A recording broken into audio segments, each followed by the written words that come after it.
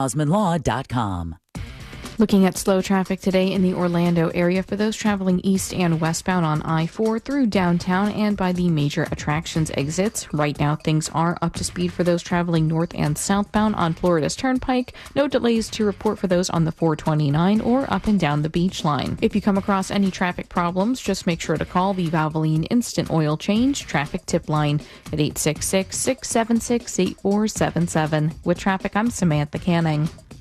This report is sponsored by Allstate. Some people just know you could save money on car insurance by checking Allstate first. Those people are probably saving a carload of cash right now. So what are you waiting for? Check Allstate first for a quote today. You're in good hands with Allstate. For more information about contests on this station, go to realradio.fm/rules. Sometimes the best move is the fastest one. Whether you're facing a life change, downsizing, or just ready for a fresh start, a cash offer can bring clarity, speed, and peace of mind. At the Nickley Group, we help you skip the showings, the stress, and the waiting. With years of experience, we know when a cash offer makes sense and how to make it work for you. Call Nickley. The Nickley Group, Orlando's home team real estate, real people, real results. For a guaranteed cash offer on your home, visit thenickley.group.com. The Nickley Group with Keller Williams Realty. I'm John Morgan of Morgan & Morgan. If you've been injured in a car accident, call America's largest injury law firm. For over 35 years, my mission has been to deliver more for our clients, to deliver more for you. Injured? Visit forthepeople.com for an office near you. Hey, it's that mortgage guy, Don. Are you 62 or older and wondering if a reverse mortgage can help you access the equity in your home? It's so easy to get a free reverse mortgage quote with that mortgage guy, Don. Just fill out the online questionnaire at thatmortgageguyDon.com, or you can make an office appointment to meet in person at 1401 Town Plaza Court, Winter Springs, Florida. Happy Home Mortgage, NMLS ID 2418348. Don't miss the boat, compare your quote with thatmortgageguyDon.com. Are you tired of cookie-cutter barbershops and sterile salons? At Hammer & Nails Grooming for Guys, they believe today's extraordinary man deserves more than just a haircut. Hammer & Nails offers premium grooming services in a space that's built for men. No pedicure fumes, no take-a-number chaos, just expert care, craft cocktails, large screen TVs that you control, and an atmosphere you can actually unwind in. Because when it comes to men's grooming, they don't cut corners. They redefine the whole experience. Hammer & Nails. Come as you are, leave as you want to be. Your cruise is booked, but why rush to the port when you can start your vacation early? The legendary Cocoa Beach is your ultimate pre-cruise paradise, just minutes from Port Canaveral. Stretch out on sandy shores, surf some waves, or kayak with dolphins before you set sail. Need a hotel? Cocoa Beach has plenty, plus shuttle packages to get you to the ship on time. Why wait for the ship to start having fun? Book your adventure now at legendarycocobeach.com. Let's go! You're still glowing, flirting, grooving. You still got it. But your immune system weakens as you age, making it harder to fight flu, pneumococcal pneumonia, RSV, and COVID-19. Vaccines are a key part of any health routine and help strengthen your immune response. Ask your doctor or pharmacist which vaccines you need. Schedule in minutes at vaxassist.com. Sponsored by Pfizer. Do you have AC needs? Turn to the experts at Carrier. Go to millsair.com. Live from the JustCallMo.com studios. Injured on the go? Just call Mo. From car accidents to personal injury cases, Mo has you covered. Visit JustCallMo.com or dial 1-800-CALL-MO. This is WTKS-FM HD1, Cocoa Beach, Orlando. An iHeart radio station. Make us the #1 preset on your car radio and on the free, new and improved iHeart Radio app. Listen for all your music, radio, and podcasts. Free never sounded so good. Someone's going to get offended. It's just the way the world works. So to hopefully save everyone a little time and or energy, here's this. The opinions that you hear are those of the host and callers, and not those of iHeartMedia, its management, or advertisers. The News Junkie is on. The 3 best friends you never knew you had, running through the most viral stories of the day. The News news junkie Sean Wasson with Sabrina and C-Lane. It is Tuesday, August 12th, 2025. Lots to get to today. From the National Guard hits D.C. to Jimmy Kimmel gets ready to flee the country, and is Trump about to liberate marijuana federally? Plus your calls, dispatches, emails, texts, and more. Hey there, Sabrina. Hello. Hello, C-Lane. What's happening? And hello to you. You can join us on the show today. All you have to do is send us a dispatch. Record your first dispatch at thenewsjunkie.com right now. You can also watch the show on YouTube and twitch.tv/thenewsjunkie. Your message is rolling right into the studio in real time. And it is, friends, a Share the Show Tuesday. That's what you tell people about the show, all right? Do we have to explain this still after all these years? Not really. No. No. You share the show on Share the Show Tuesday. I thought it was right there in the marketing. For Like and God's subscribe, sake. smash that bell. Yeah, they do it so quick on the YouTube videos. With radio version of that, please do spread the word about the News Junkie Radio Show podcast and live stream. We appreciate you. Thank you for your service. How's everybody doing on a Tuesday? Good. How about you? I don't know, man. I just realized about, and I haven't even told Courtney about, like, a couple of minutes ago, I was like, I feel that tickle that I feel in the back of my throat. Like razor blade style? Not as bad as it was when it was the razor blade things, but I just feel that little, like, back of your sinuses, little, tick, tick, tick, tick, tick, tick, you know, that thing. I don't know what's going on over there. But how many sprays are you up to today? That's none of your business. That is absolutely positively I'll none of second that question. Why is this related in any way? How many sprays of my allergy stuff that I've used today is not related to this at all, I assure you. No, I mean, a little bit because of said allergies and the conversation we had not too long ago saying that spray is pretty addictive. And, it is a little addictive according to the doctors and the experts and those who know this stuff. That's a lot of air quotes. But for me, that's not the root of the problem today. Also, Courtney did that thing where she shoots up out of bed and just says something again this morning. I can't wait like to hear this. She wakes up. Courtney does this thing where she's right next to me, and she'll just wake up, and she won't say good morning. She won't say anything. She just pops up like a corpse reanimated and bends the last the World waist. Fair? Yeah, and that was the one I think she asked last time. She's like, what was the last World Fair? Or no, the last one was, can you bring cactus on an airplane? Yeah. That's what it was. It's my favorite. favorite. You bring cactus on an airplane? And I go, I don't know. Do you think that what you're experiencing is like the end credits of a dream? Maybe.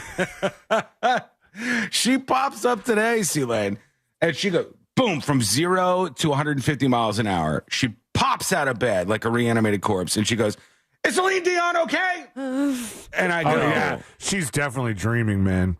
I said, as far as I know, and then she sat there for like 30 seconds or so until she finally started to actually wake up, and she goes, I was just worried about that thing that she has, and I was like, stiff, locked in, or whatever, stiff person syndrome. I used to get told when I was younger that I would talk in my sleep a little bit, and often it would probably be about a dream I was having. Like, I remember there was one time we were on like a vacation, and I had gotten up and there's something, and I was talking, and I was like, I gotta find my seatbelt. Where's the seatbelt? Mm-hmm. And my mom was like, you're asleep in a bed, and I was like, no, I need the seatbelt. Yeah, like, just give me this. Just shut up and give me the seatbelt, Mom.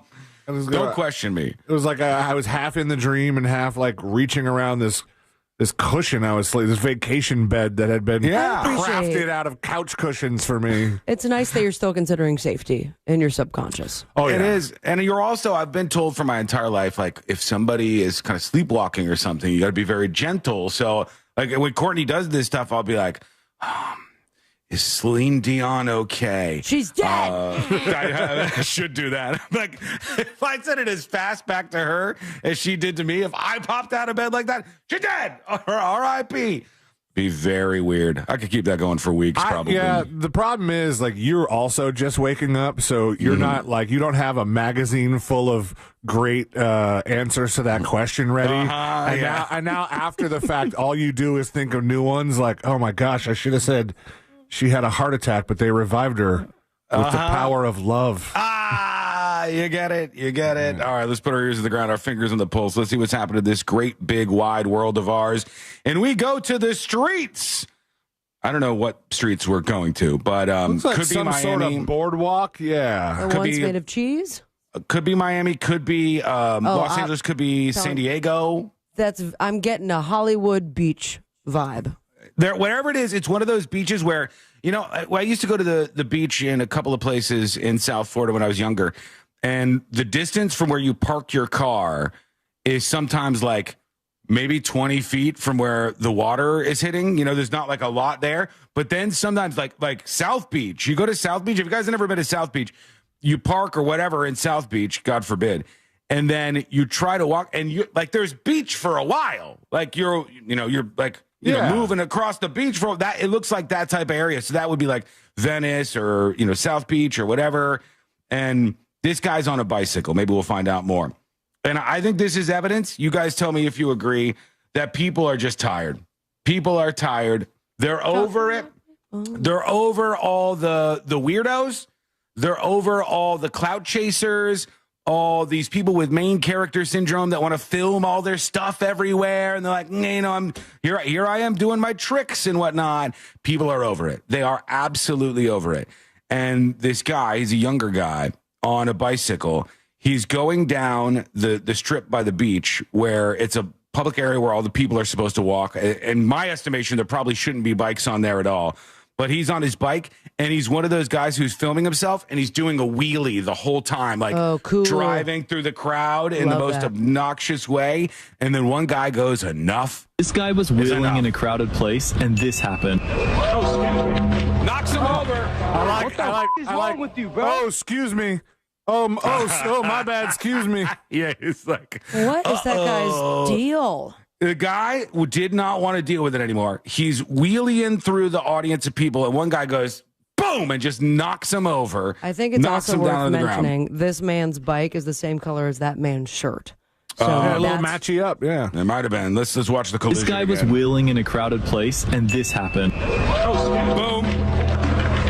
Knocks him down. What is wrong with you, bro? What the is wrong with you, bro? I'm a fucking minor. You almost hit me. Bro, what the is wrong with you? All right, they get up in each other's faces, and a fisherman guy who's knocked this kid off of his bike because he was being annoying doing the wheelies is getting right up and he's like, I'm a minor, which you still can't do that to an adult. That's lame. You're like, you can't, like, the idea that you're going to be the kid who's screwing around, I'm going to do wheelies through everybody, and then when somebody finally gets irritated about my wheelies through the crowded area, then I'm going to be like, I'm a minor.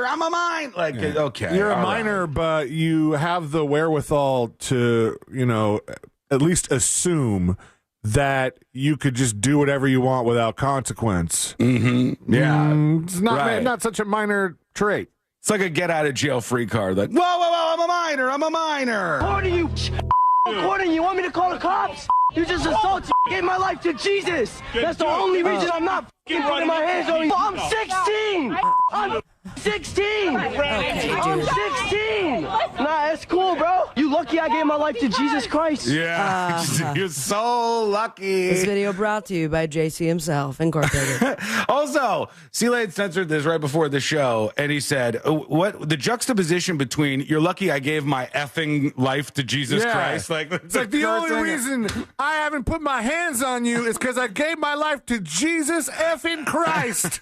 I don't know what the rules are about that, but is there anywhere in the Bible where it says that you can't curse? They say don't take the Lord's name in vain, but it has never been cleared where it's now the Lord's name's been used in phrases like "Oh my God" and like in Jesus Exodus, Christ. In Exodus, when they get, I think it's Exodus where they get the 10 Commandments. It says, "Thou shalt not use the Lord's name in vain." But like Carlin's dirty 7 are not in Leviticus. No. Because the funny thing would have been if they put the curse words in the Bible, they would have been completely different curse words. And it would have been a much more fun read, if you ask me. Like all of the curse words for everything would have been totally different. So there would have been Loophole City with all of the new curse words. And on the third effing day, boom, we got the rest. And like people, it was the seventh, wasn't it? Like even pastors and stuff could have been cursing up a storm. Like, good morning, mother effers. Welcome to church. But this kid gets into it with this guy. This guy shoves him over on his bike. And it's a real tale of two stories, like so many other things right now in the world. Like, you look at this and you'll either be like, what an absolute asshole. That guy he could have shut up. He could have just let the kid do the little trick on his bike. And then there's a bunch of people who are like, oh my God, I'm so over these GoPro wearing losers who try to do tricks on the way through their crowded area. And I've got to like maneuver myself and stuff. No, kiss my ass. Yeah, I'm glad he pushed him. I don't like him. I don't like the kid. I don't like the guy much. I don't like that guy's shirt. No, the guy's a loser, and I think the guy's drunk. But I got to pick him. I got to pick the guy who knocked the wheelie biker kid down over the wheelie biker kid. I'm with you, because he could have kept just going through the crowd. This guy stopped what he was doing to push over that kid. What if he hit his head and died? But he follows. He probably would have like JFC. The bike kid. Yeah, the bike kid would have. His GoPro probably would have taken the fall for him. Those are Ray-Bans for sure. Well, are they?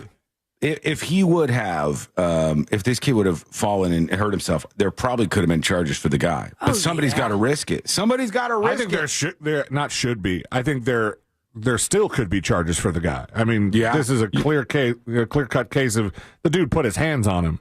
Yeah, you're probably right. Yeah. Now he could argue that he was defending himself because the dude was coming straight at all these people with a bicycle. I am team Aqua shirt only because the people with bicycles they have too much feeling of self-importance. There's a lot of that going on. It's the kids on the bikes, the teenagers. Like you can't do anything to me kind of stuff, popping wheelies through people. I'm 16. I was kind of amused the time that we were in San Francisco and the little biker kid gang was wheeling through and stopping all the automatic cars, all the Waymos, by just slapping the hoods. But that was amusing to me because of what was going on and what it was causing. But at the end of the day, it's another case of a bunch of kids with bikes like going around going, "Oh, I'm not going to get in trouble for this. Nobody is. I will see zero consequences for this." Running and maybe wild. if you saw some more consequences, I had a kid, like. Pop a wheelie. I was at a red light that had just turned green. He's about 5 seconds from using the word whippersnapper. All right, I can feel it right now. I am purposely avoiding that word. Warts and all. This little asshole just comes straight at my car, popping a wheelie. Because what am I supposed to do? Run him over? Trick. No, then he swerves right at the last minute. Yeah, he did. The poppy but I still had a green thing. light, and I'm trying to go. I'm trying to get places. I knew there was some personal grievance going on here. He was too mad at the kid. He was too angry at the kid. There was like a tie-in. Well, what do you think? Is Who's this your in the future, right? C-Lane, that you're going to be that guy in that weird color shirt? Mm-hmm. Just knocking over some kid doing wheelies? Just knocking them all down one by one on the boardwalk, one after another. Well, there you go. I just I'll do the Homer Simpson where it's like I'm just gonna go like this all the time. I'm just doing this. I was doing Wheeling this the your whole arm? time. And if you get knocked over, that's on you. Yeah. You spin your arms around nonstop, and it's like it's the adult version of I'm not touching you. I'm not touching you. Right. I'm not touching you. That's the version we're looking at. Sorry, Bart Simpson was the one who did that. Homer said, "Okay, donut. I'm just gonna go and if you get eaten, it's your fault." All right, we have so much to get to on a very busy Share the Show Tuesday. I assure you that. We're looking at the tropical storm that's out there, possibly targeting the United States of America. In fact, now there's discussion about how this sucker is going to turn into the first major hurricane of the season and be Hurricane Aaron. What do you need to know? What are the latest updates? We'll have that on the way. We've got a lot of twists and turns involved in today's show, and we're going to take you wherever everything viral goes as per usual. But the latest on Tropical Storm Aaron, and is it going to have an impact on you? That is coming up next on the News Junkie. Real Radio is on Instagram at Real Radio 1041. Sponsored by the law offices of Anajar and Levine Accident Attorneys. Call the law offices of Anajar and Levine at 1-800-747-FREE. Hang on, folks. Traffic Center, Odoo.com, the only business software you will need. 2 right lanes are blocked on the Greenway northbound at University Boulevard. There's a crash getting cleared up on the ramp from I-95 southbound to LPGA Boulevard. The right turn lane's blocked on Orlando Avenue southbound at Maitland Boulevard, and the traffic signals are acting a little bit funny where Parr Street meets I-4. Use that intersection as a 4-way stop there. See traffic troubles? Call the Valvoline Instant Oil Change traffic tip line at 866. Okay. I'm back, baby. And I'm better than ever. Hang on. Hey, folks. If it's your first day on the show, welcome to Behind the Scenes. This is called Skull Mike, and this is how you see what's happening in between commercial breaks on our lovely syndicated radio show, 10 News Junkie.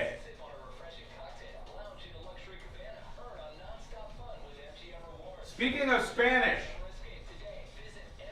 let's play a game. Let's play a game real quick. Did Sean sound dumb? Courtney may or may not have gone over a parking stopper, parking spot end, one of those, a little bit too aggressively in her Mercedes. And we had to have somebody come out to reattach the bumper, fix the bumper. And so I reached out to this mobile body shop place, and they sent this guy over. The first thing that happened was I went out there and I scared the shit out of him because I saw him on the cameras and he didn't know I was here, but he was already looking at the car. And when I popped out there, he goes, "Ah!" And I okay, whoa, sorry, didn't mean to scare you, sir. And he's working on her car, and he's getting all this stuff fixed. He doesn't speak a lick of English. He's rocking out to like Eye of a Tiger and all these songs on his phone nonstop, but he does not speak a lick of English. So it's time to pay, and he gives me the phone, and his boss is on the phone, and his boss speaks perfect English. And I'm conversing back and forth with him. And I go, "How can I pay you?" And the Mexican guy's like, cash. And I'm like, "No, I don't have cash." And I send him the money. And I'm telling him that he did a good job, but he wants to go for a fist bump. I give the guy the fist bump for fixing Courtney's bumper. And then I didn't know what to say because he didn't speak a lick of English. So when he was walking away, I go, "Excelente." And he looked at me and goes, "Ugh." And then he just turned away. And I said, "Isn't excelente excellent?" What? I said, "Excelente." And he goes, "Ugh." And they just walked away. Isn't that excellent? He seemed so put off by my excelente, and he nearly took his business card back out of my hand that he had just handed to me. I said, "What the hell is this?" I tried excelente, right? El Gringo? Well, yeah, I know when I went back inside, Courtney was like, "You should have said muy bien, el jabo gudo." But all I could think of was excelente. And I was kind of animated.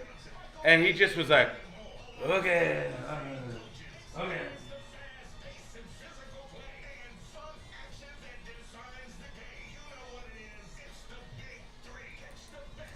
5 out of 10 awkward, 10 out of 10 for Courtney reliving the bowling alley incident. She's not great with going over those parking bumps when they're a little too close sometimes. He was probably like, "Stupid white boy." Probably. I didn't say anything wrong. Anybody challenging me right now, is the word excelente not actually excellent? And then if that's true, is me saying after you have done a good job working on something for me, and I've paid you for your work, is saying that your job was excellent not good enough? I think it is. Nice try, Bootsy. 2 minutes and we're coming back. Also, the other company that I called, this company said 300 and something bucks, easy peasy. They put it back on there. Looks like nothing ever happened. Looks beautiful, absolutely beautiful. The other company that I called for an estimate, I said, okay, can you do this today? And they said, yeah, we can send somebody over today. And I said, how much is it going to be? Keep in mind, the bumper on one side was off by about that much, and one of the clips looked a little messed up. That much off. They told me, $3,000. You're going to need a new front bumper. And I said, not excelente. That sounds like a ripoff.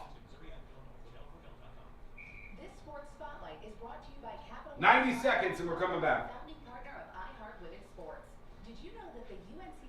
Excelente does not mean elephant in Spanish, okay? I'm pretty sure I handled this right.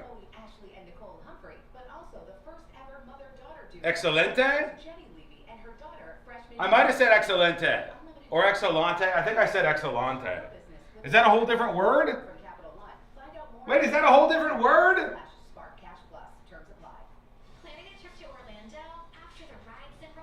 You did not say it right?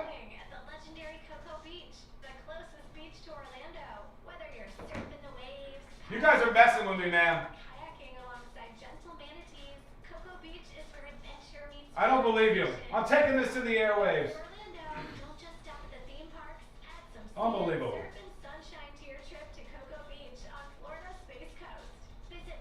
All right, back in 20 seconds. When you visit Orlando, don't just stop at the theme parks. Add some sand, surf, and sunshine to your trip to Cocoa Beach on Florida's Space Coast. Visit legendarycocobeach.com today.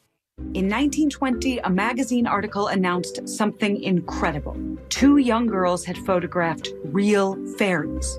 That article was written by Sir Arthur Conan Doyle, the man who invented Sherlock Holmes. How did he fall for that? Hoax is a new podcast from me, Dana Schwartz, the host of Noble Blood. And me, Lizzie Logan. Every episode, we'll explore one of the most audacious and ambitious tricks in history. Open your free iHeartRadio app, search Hoax, and listen now.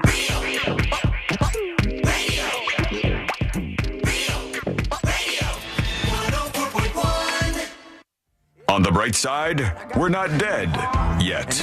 You're listening to the news.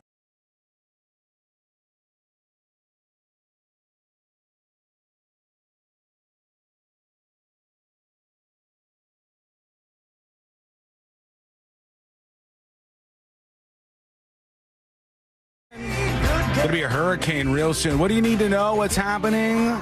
Couple of twists. Little bit of a bad news update possibly on the way. We'll tell you about what the latest is with the big storm in just a moment. Real quick, I want to, honestly, I just need somebody to back me up. That's all I need. I'm just going to be real with you here. I need somebody to back me up. All right. Because the chat was making me feel, the folks in the chat were making me feel like I screwed something up royally, and I've already felt like that for a couple of days now. But before we get into the tropical storm Aaron updates, over the weekend, Courtney had done a little of a number on the bumper on her Mercedes. And we have something in common. She I think, I don't know if she like got too close to a parking spot. She's got a problem with parking spots. I don't know what it was, or if somebody just popped her in a grocery store parking lot. But one side of the bumper was like an inch off, like it was disconnected by about an inch, and it wasn't that big of a deal. But it was like, this is a nice car. Like let's get this bumper fixed and get the bumper repaired so it's back exactly like it was normally. And so I call a couple of places. First place I call, they told me, yes, sir. Yes. We can help you with that. We'll get somebody out there. What's your address? Give them the address. And they go, okay, here's your quote. And it said $3,250. Well, that seems like a lot. And I said, $3,000, LOL. And I put all the laugh emojis at the guy.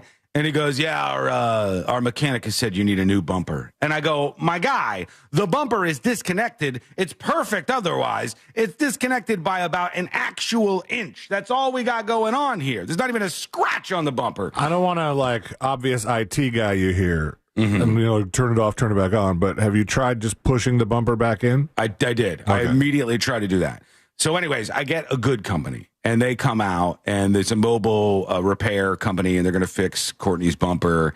And this guy comes out, and the first thing was I saw him on my security cameras, but he hadn't rang the door yet. And so he's down by the side of the car, and I go out there, and he goes, ah! I've never scared a man more in my life. You came out of your front door? I popped out of the front door, and he's in the driveway on the side of her car, and he's taking a look at the damage first. But this man doesn't speak a lick of English, and either do I, apparently. He doesn't speak a lick of English, and I have never scared another human being as much as I scared this guy. Like, it rocked his world. He was, going backwards. Did he add that to the invoice? Like, he might have. $300 charge for just the scares and my PPs and the pantsies? So I start doing El Stupido Gringo move, where I'm I thought you were going Cool J. Nope, not that one. No, LL Stupido Gringo is my rapper name. And I go to the guy, and I'm doing the thing where I go, if I just speak English, but louder. And with a little bit of an accent. And using lots of hands. The bumper is a little bit looser than I would like, Juan. So if we could please, and I'm explaining this to this guy, and he's like, okay, fine. And he keeps putting he wants to be done talking to me because he keeps hitting play on his phone on the soundtrack, which is a banger soundtrack. Bro went from Living on a Prayer to the Top Gun soundtrack to at one point the Rocky song came on for like the work he was doing while he was working on the bumper. Loves his American films. I guess so. And he had all of the jams on there. And so he does the job, does it brilliantly, but he does not speak a lick of English. And he comes back when he's singing along to Living on a Prayer. He knows that one, right? And he comes back and he rings the doorbell. And I go, Juan's out there. And I go over to the doorbell and I go, done? And he goes, yes. And he brings me over and he shows me Juan has done a great job. Excellente job, right? So that's what I was thinking in my head. And his boss talks to me on the phone in English, and I get him paid and stuff. And then he reaches out for a fist bump. I give Juan fist bump, and I go, all right, cool. And I look at him, and I do not know what to say to him. And I just go, and I kind of put my hands out like Seinfeld a little bit, and I go, Excellente! And Juan looked at me, and he goes, ugh. And then he walked back to his car and left. And I was like, does Excellente mean something that like I want? Excellente. Well, does Excellente mean like your mother's a whore or something? Because this man was repulsed by my phrases and everything that I said to him. He almost took the business card that he gave me back out of my hand. And I was like, I think I got that right. And then I asked ChatGPT when I went back inside, and it was like, no, you totally nailed the interaction with Juan, Sean. Excelente means excellent in Spanish. And and I go, all right. Man was so perturbed. He was really, really put off. I didn't ask him if I could get him some ice water. Stop with that stuff, okay? I wasn't threatening the man in any way. He was a sweet dude. But boy, I've never seen a man more put off by, I kind of said it like the Fonz a little bit, but whatever I did wrong there, I cannot repeat. I'll do my best. Now we look at the storm that is headed our way. Tropical Storm Aaron, everybody, is expected to become the first major hurricane of the season. And I got a bunch for you. Dummy. That's right. That's our friend Aaron, a.k.a. ThinkPad. He'll be our mascot for this hurricane experience or tropical storm experience for now, loser boy. That was your cue to play the Aaron. Congratulations, dummy. There you go. Tropical Storm Aaron is expected to become first major hurricane of the season. And it's going to be probably Thursday that Aaron reaches hurricane status, 75 miles an hour. By Sunday, they think it's going to be just off the coast of the Dominican Republic as a Category 3 hurricane with 115-mile-per-hour winds. So as we're just cruising along doing the first week at school for a lot of you, especially parents, and this storm is like way off the coast of Africa, it's just going to be churning and burning out there in the tropics and getting more powerful along the way. The big question is, when's it going to get here? And, what are we going to expect from this thing? Will it please turn away is what a lot of you are asking for. I do not blame you for that. Tropical storm Aaron is continuing to move west toward the United States, traveling at around 22 miles per hour, says WPTV. The storm speed will start to slow down, giving it more time to organize. The National Hurricane Center is expecting it to turn into a major Category 3 hurricane, the first of the season with Aaron. Spaghetti models agreed that the storm will curve to the north. Yes, anything, which is best case scenario. But there was a little bit of doomer updates on this too. So we got it cruising across the Atlantic, headed to be a Category 3 by Saturday or Sunday-ish, according to this. The spaghetti models have this thing turning up off the coast of Puerto Rico. Boy, would that be nice. That would be nice for basically everybody but Bermuda. Bermuda would get drilled maybe. Sorry, Bermuda. Somebody's got to take the hit, and I'd rather it not be us. So Bermuda might take the hit there, but some of the models have it even turning a little bit before that. A few, whatever this model AVNI is, get on out of here because that's coming too close to the East Coast, in my opinion. And now it's going to be about, I think, 12 days, 10 to 12 days total for the storm to get from where it is now to somewhere near the United States of America. But this, it's such a weird thing to be able to do, to have these meteorologists see this kind of stuff this far ahead of time. If we were 100 years ago, like, this doesn't exist. We're going, boy, the weather sure is beautiful out there. Been a hot one, but otherwise fairly nice for the, this thing's churning and burning and across the Atlantic, making its way to us, and we have no clue it's coming. But now, obviously, with the joys of satellite and all the technology we get to enjoy, we can see this sucker coming. So Hurricane Aaron on the way. Hopefully we get that twist and turn. In about a week, maybe a little less than a week, we'll know more about where this sucker is heading. So we'll keep you updated on the storm. But right now it's just a tropical storm, going to be a hurricane in a couple of days, the experts believe. There's some movement in the water that they think could make this a little more likely to make landfall, but overall, it's expected to shift north, and we all, I think, except for that guy who just got his generator, except for that guy, everybody wants this thing to head in another direction, and we'll see where that goes.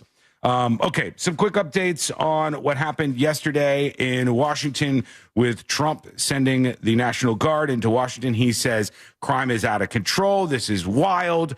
We need to do something about this. There's violence in bedlam, I think was the word that Trump used. And there's another pirate word. Something else that sounded real bad. Squalor? Squalor. Something bad. There were some bad words that he was using to describe the situation in D.C., and I've heard others in D.C. say things have been pretty rough crime-wise. D.C. says, no, what are you talking about? This is not a problem. We don't need you here. Trump's critics say, like, this is it. You've been waiting for this time. This is it. This is fascism. Even though law is pretty damn clear, and everybody involved here knows it, that if the president wants to get involved in Washington, D.C., with the Guard, the president of the United States of America can do that. It's Washington, D.C. So because it's not a state, because it doesn't have a governor, there are different rules, there are different laws. Now, if Trump tries to roll this over like he was saying in Chicago and New York and St. Louis and some other areas, we would definitely probably see some more legal pushback there. But some of the pushback has begun. Free DC Project says, get loud. I love this line. Silence is compliance. I thought silence was violence. It's supposed to be violence. Yeah, now it's compliance. So we need to get loud. And here's what the suggestion is in D.C. Starting tonight and every night of this occupation, that's with the National Guard troops in Washington, D.C., they're telling residents to go outside at 8 p.m. and bang pots and pans. At 8 p.m., they want you to sing, chant, or make noise for 5 minutes. Didn't we do this for the first responders during COVID? Yes. Okay. Yeah, it was so that might make things a little awkward because traditionally, at least in recent history, that was for cheering for people. But this is for jeering for people. They want everybody in D.C. to go outside, bang your pots and pans, sing, and make noise for about 5 minutes. When your neighbors come out and ask what's going on, talk with them about what's happening. That's not going to be Now, do I honest. do that whilst still banging on my pot and pan, or do I pause, or do I wait the full 5 minutes and then go, all right, here you go, neighbor. This is what that was all about. I had to finish. I had to get to the finish line there. Post your noise making to social media. Invite your friends to come and join you. This is their idea. Fighting back. You got to get loud. Silence is compliance. Get out there and bang them pots and pans. So if anybody's been banging pots and pans, check in with us. Let us know how the pot and pan banging is going and how everything else is shaping up in Washington, D.C. Send your dispatches over at thenewsjunkie.com. I'd love to hear from you at some point today. You can also email the show. Again, very easy to do. Tips, T-I-P-S, at thenewsjunkie.com. I wanted to hit on this real quick. In New York City, very surprising to me that this is out of New York City. But in New York City, they have said they found the place. It has been crowned 2025's best restroom in America. Restroom? Yeah, best restroom in America. In New York City, which there's probably a lot of bad bathrooms and bathrooms you definitely can't use in New York City. Did they try to use like those portable or like you pay to use the bathroom in New York City in the middle of the street, and then it ended up being a place where homeless people really get a number in there? I've seen them in San Francisco. They definitely have them in San Francisco still. I think a couple of them. I don't know if they ever really tried that in New York. They must have, because there was a period of time in history where they were putting those like public nickel restrooms. Like you use this one, put a coin in, and everybody treats it right. I think I saw one in Boston too. Yeah, I can't remember. Until people start just spraying all of their feces all over the inside and outside of them, and somebody has to clean that up. But this place is a lot nicer. The rooftop at Pier 17, it has been named the nicest in the country, or at least one of the best of them as of right now. Congratulations, rooftop bathroom. You did Sounds big. Listen to this. It sounds big. Well-maintained, spacious. 75 stalls in this bathroom? Okay. That's massive, isn't it? Here's the thing, though. The rooftop at Pier 17 is a concert hall. It's like a little amphitheater. Damn, and like a concert hall that has a nice bathroom sounds like a rarity. Yeah, it's almost like they tried to go for a Buc-ee's style bathroom, because those are immaculate. Mm-hmm. But for a concert hall, which typically not the nicest places, especially an outdoor concert hall, typically not the most luxurious place to go to the bathroom. Yeah, I mean, I haven't experienced a lot of concerts where you go to the big public restroom and it's nice. It's usually absolutely gross. Or sports venues. I'll never forget Wrigley going there, and they had the latrine thing, and everybody just lines the up. trough. The trough. They used to have those. They might still have, or I don't know if they've upgraded some more. But back when the Citrus Bowl was named the Citrus Bowl, that's what they had some troughs in that one too. It's efficient, but it's weird, and I don't like it. And that wouldn't be best bathroom for me. I'm sure we've all run into one where you're like, son of a bitch. Yeah. I want to hang out in here for a while. This is Ireland had a really cool one. In Limerick, I believe it was. And I went in, and it was photo shoot ready on both sides of the aisle, genital style. Yeah. And then there was even like a little powder room for the ladies, all beautifully lit. Couch? Was there a couch? Yeah, sorry. Yeah, no, it's fine. I ruined your limerick about Limerick. It's gone. No. It's gone. Right. Boy, if only I knew a limerick about this. No, we're not forcing it. Oh, he gave you the alley-oop, We're dude. not forcing it. I mean, I'd feel a whole lot better if I had a limerick right now. They're after me, Lucky Charms. All right, fine. Was there a couch in the bathroom in Limerick or no? There was not a couch, but I don't think it called for a couch, to be completely honest. Yeah, those seem a little useless. I mean, it's especially in this place in New York City that became one of the finalists for 2025's America's Best Bathroom. And I heard, another one of the lists. I could not believe this when I saw it. I was shocked. I was stunned. I was rocked. My world was rocked by this. Unbelievable. iHeartRadio's bathroom on the list. Believe it or not. Yeah. On the list. The one in New York City? No. Yours at HQ. Yeah. Okay. Fourth floor, it says. Fourth floor, iHeartRadio. Congratulations. It depends on who was last to use it. I've seen that one looking pretty rough, honestly. It's like, there's no way they could even come close to the list with the toilet paper that they provide for us here. Can I tell you what? I saw a meme the other day and I was like, oh, that's how I used to be at iHeart in the bathroom all the time.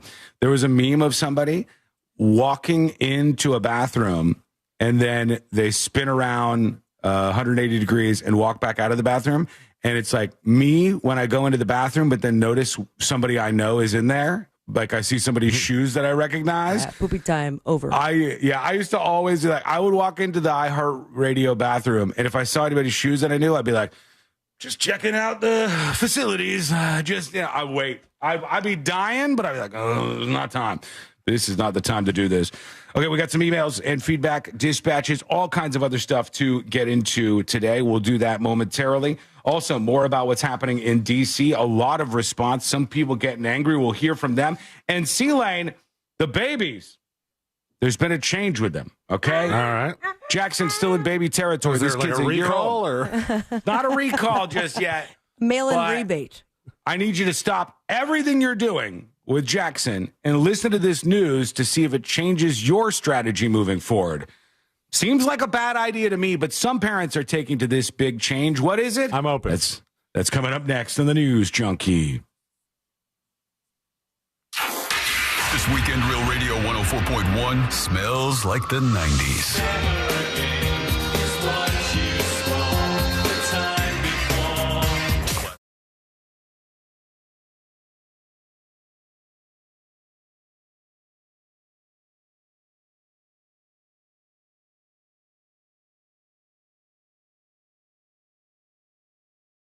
We're going to be expecting hot and humid temperatures, along with a few hit and miss.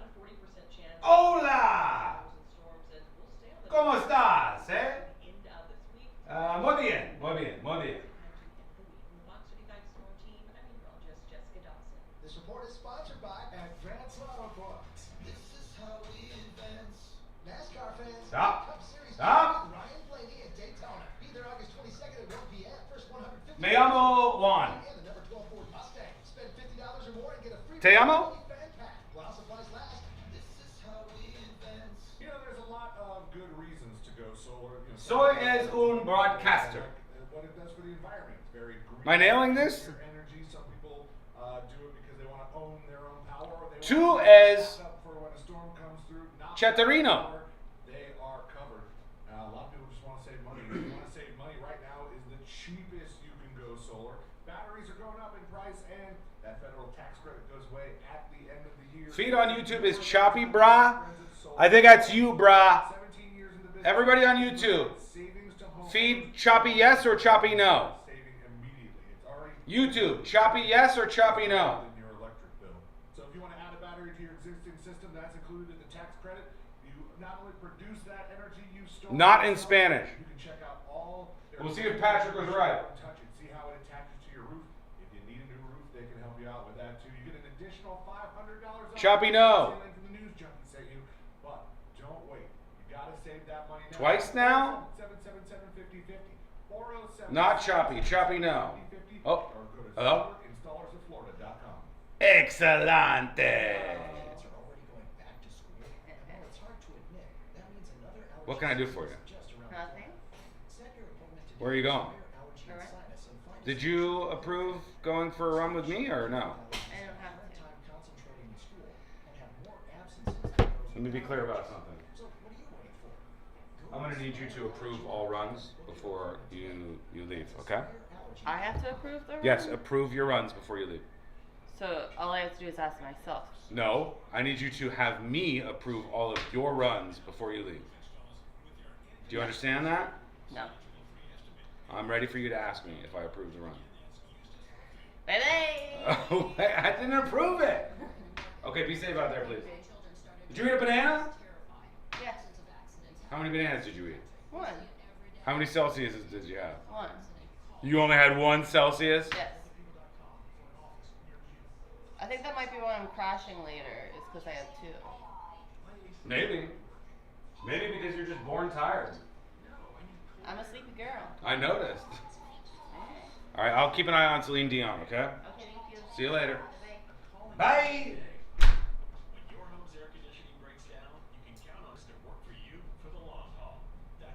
2 minutes and we're coming back.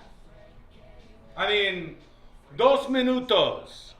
Y soy retorno to broadcasto. Nailed that.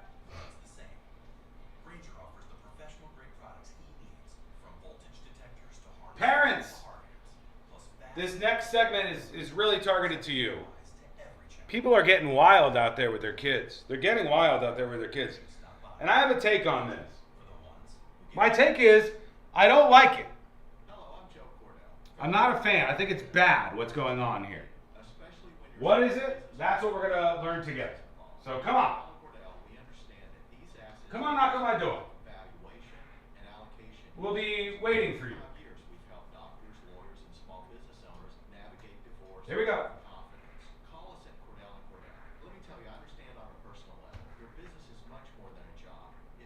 AJ Soup, watch your mouth. Watch your mouth. All right?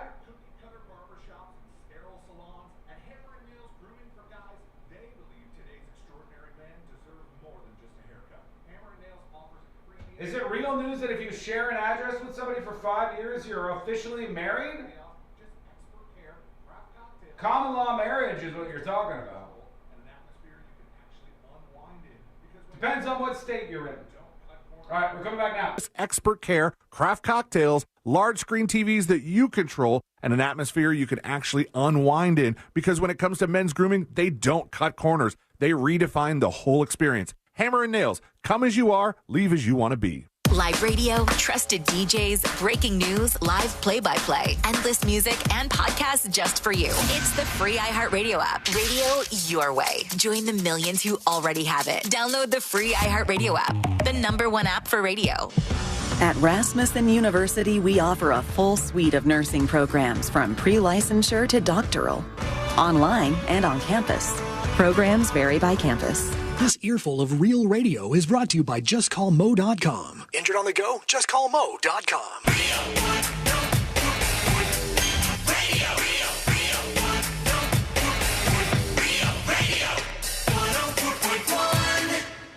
You're listening to the News Junkie. Proceed towards your undoing.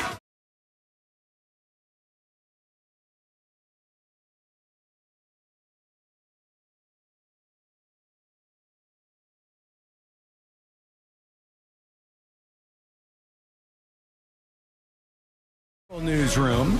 Learn more about the show, The News Junkie, over on the website, which is, as you may have imagined, as you may have guessed, you're a smart cookie, thenewsjunkie.com.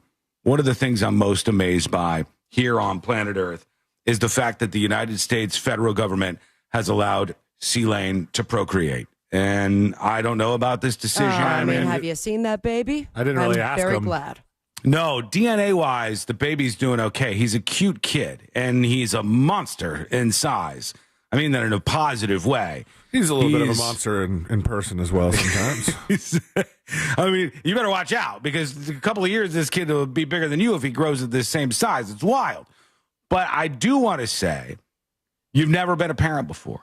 You're new to all of this stuff, okay? This is new for you. And you don't have to have a license in the United States of America to do this, despite my pressure to the federal government.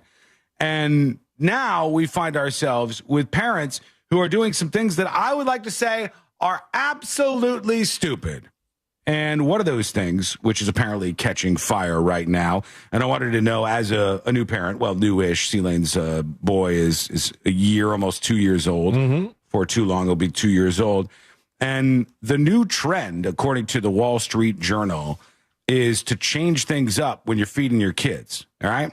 And the story that's out there today says, Meet the parents raising carnivore babies, swapping pureed fruit for ribeye. Damn right. These people are swearing by this, and they're going, you want a big, strong kid? The way you do that is get this stupid veggie nonsense out of the equation. Get these fruits out of here. You want your little kid to eat some meat. Carnivore babies. That's the way to go. And so just no fruit? No fruit. No veggies? No fruit. Animal-heavy diets. This is keto, baby? For you, it's keto, baby. Slim and trim, keto, baby, right? And it'll be, Jackson's going to be a six-pack, this kid. And it's going to be an animal-heavy diet that these people are using. And when I see this kind of stuff, I go, yeah, definitely, yeah.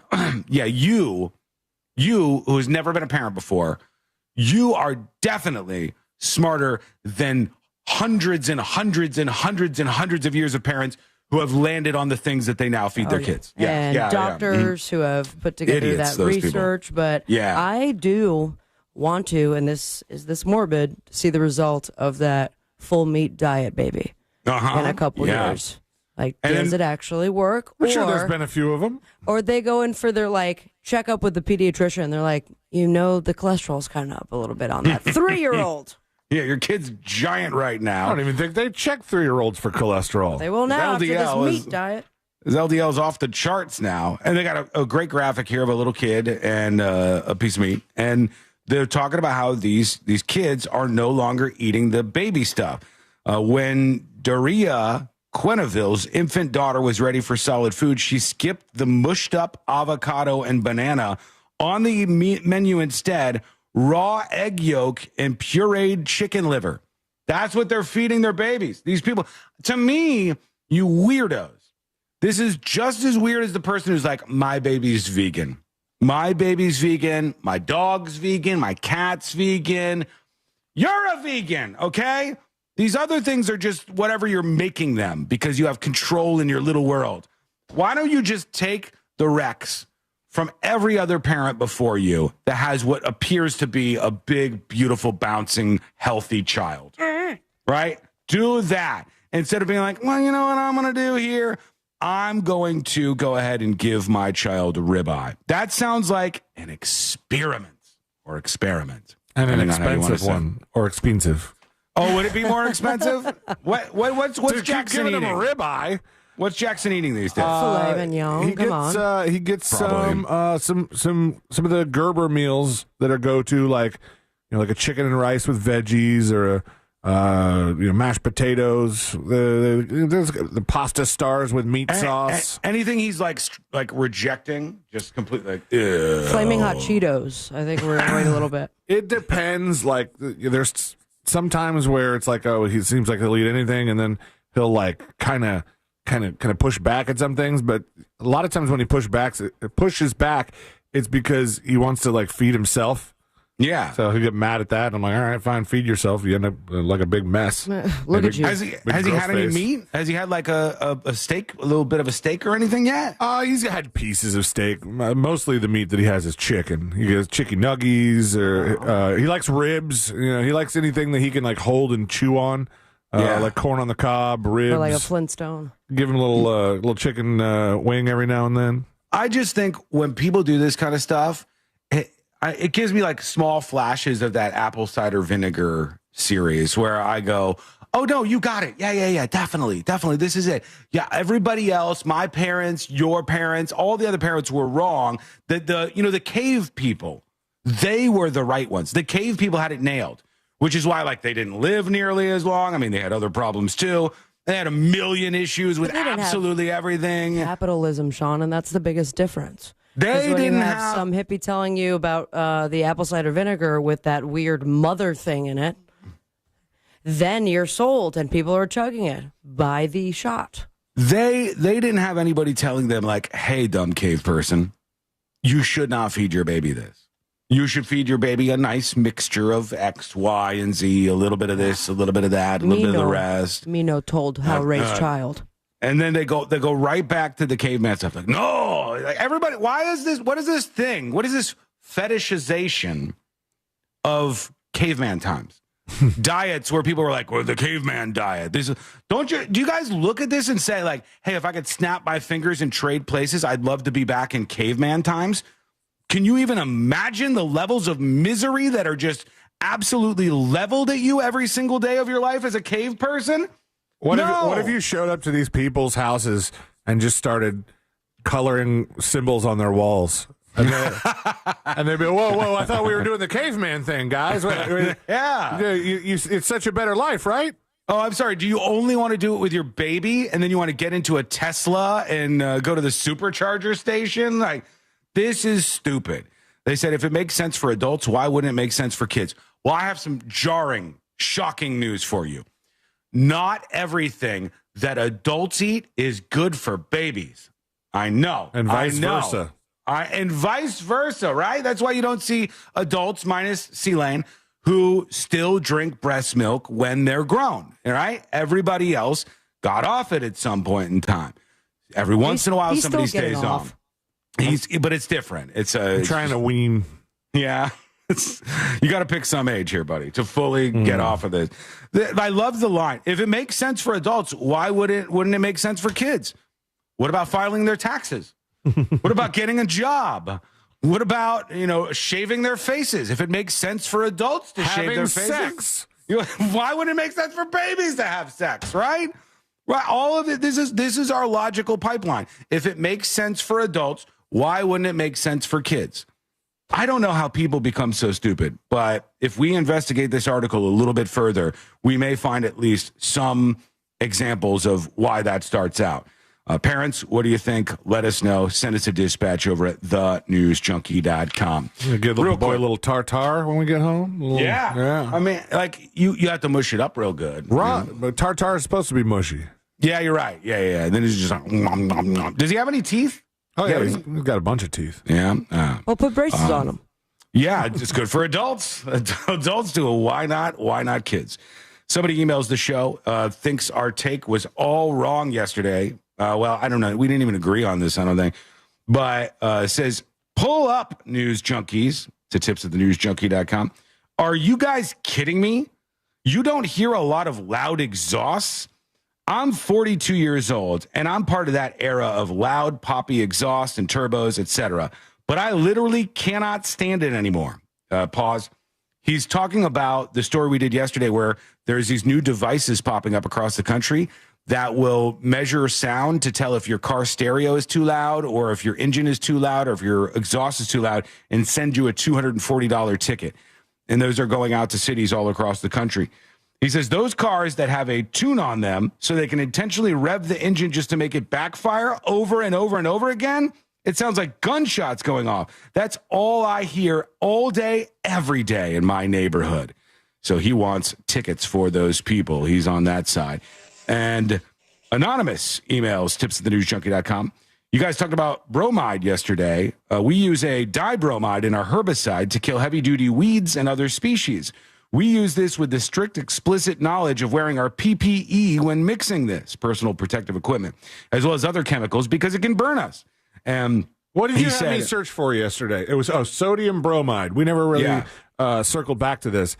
When I type in sodium bromide, which the backstory was this was a person who poisoned themselves based on a recommendation from ChatGPT to remove chloride from their diet. And so then, going crazy, yeah, big time. And they showed up somewhere with a gun, right? Mm-hmm. Well, I don't know if they had a gun, but they showed up at the hospital with it, and they needed like a psych eval. Yeah, and maybe I think held involuntary overnight. I don't know that one for sure, but just typing in sodium bromide to Amazon. Everything is for pool care. Yeah. Which when I think of stuff to put in my body, not thinking of pool chemicals. This says sodium bromide spa care for spas and hot tubs. Seems to be a hot tub thing. Yeah. Don't put it in your body is the bottom line. Quick break. When we come back, more of what's happening in D.C. We got some funny clips to play for you. We'll see what's going on in your world as well. That's coming up next on the News Junkie. Smell that? It's almost football season. Hear the Tampa Bay Buccaneers all season here on Real Radio 104.1, courtesy of Renewal by Anderson, official partner of the Tampa Bay Bucs. From the Clausman Law Traffic Center, car crash, call Clausman Law. ClausmanLaw.com. Emergency constructions blocking are working incorrectly.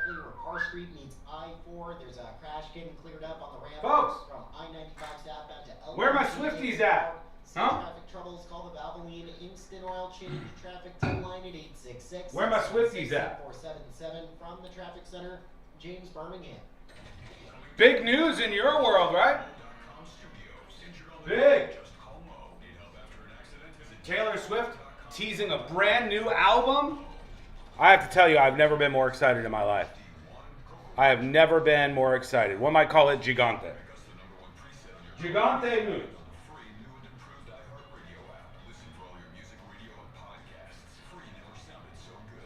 This report is sponsored by Advanced Auto Parts. Sean, give us baby food. Whilst I am like a mother bird at the nest, here to deliver to your baby mouths some food, that food is in the form of content. And that's the best that I could do. You do not have Swifties, Sean. Move on to something interesting.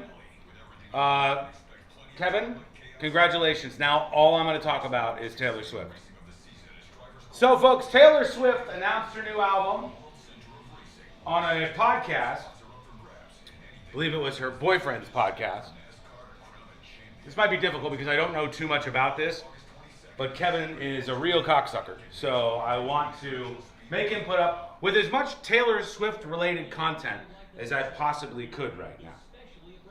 Now, Taylor Swift has written many songs and worked with many, many different songwriters. But allegedly this new album that she's working on is with a different songwriting team than the last. I don't know what to make of that. But I think a lot of Swifties are going to be very interested to hear these tunes. Now, she's promoted this with a mysterious message about when they might drop these new songs. But I haven't decoded that message, and I only read the headline on one of the stories. So you might think that I'm running out of content in the Taylor Swift world. But I'm not. That's where you would be wrong. Taylor Swift is also dating a football player. Football and Taylor Swift have a very close relationship. Taylor Swift went to some football games. She rooted on football teams. And she also is an American. It's another interesting fact about Taylor Swift. I think that's about all I know about Taylor Swift, if I'm honest with you. So now I'm going to repeat this. Taylor Swift has a new album coming out. Now do 1 hour of Swiftie trivia. I do support Taylor Swift. I think she's talented.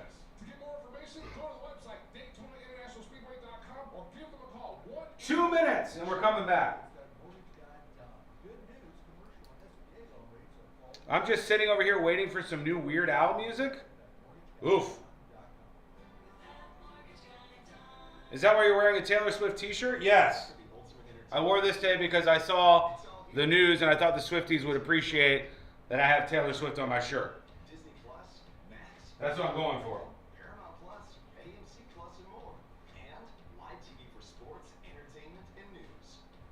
I met Taylor Swift in 2007 during her first appearance on Good Morning America, and we were at the live taping.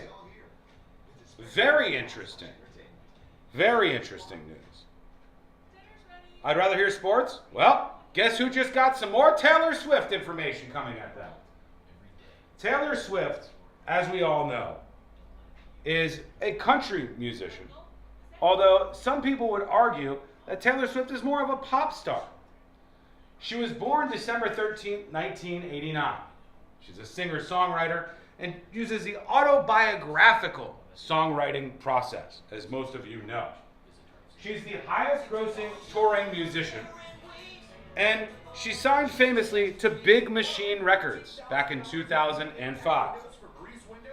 Some of her songs include Teardrops on My Guitar, Love Story,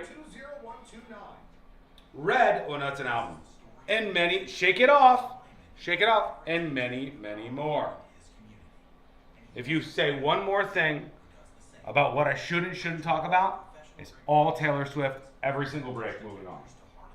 All Taylor Swift.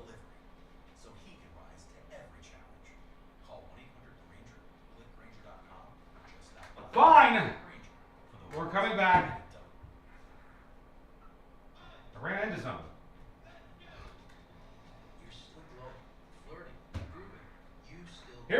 everybody. Your immune system weakens as you age, making it harder to fight flu.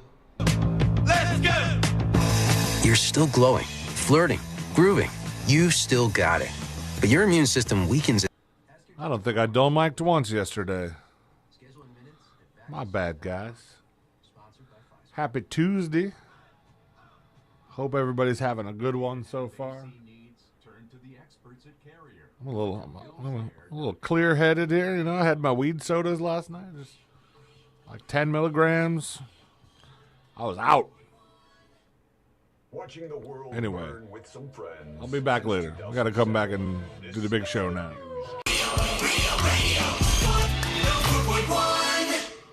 Watching the world burn with some friends since 2007. This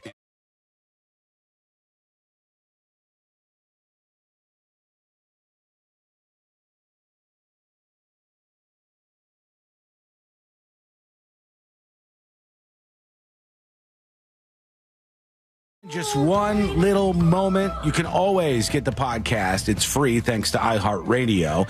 And you can subscribe with the links over on the website at thenewsjunkie.com. What a time to be alive. Technology is exploding everywhere, and some of the ideas people have for how to use it are what I would call absolutely stupid. And one of the things I saw today, this was just today, so this is not me just like trying to find something dumb out there. This was just today a story I saw. And it said that in Phoenix, Arizona, they're going to start using AI to help out a little bit.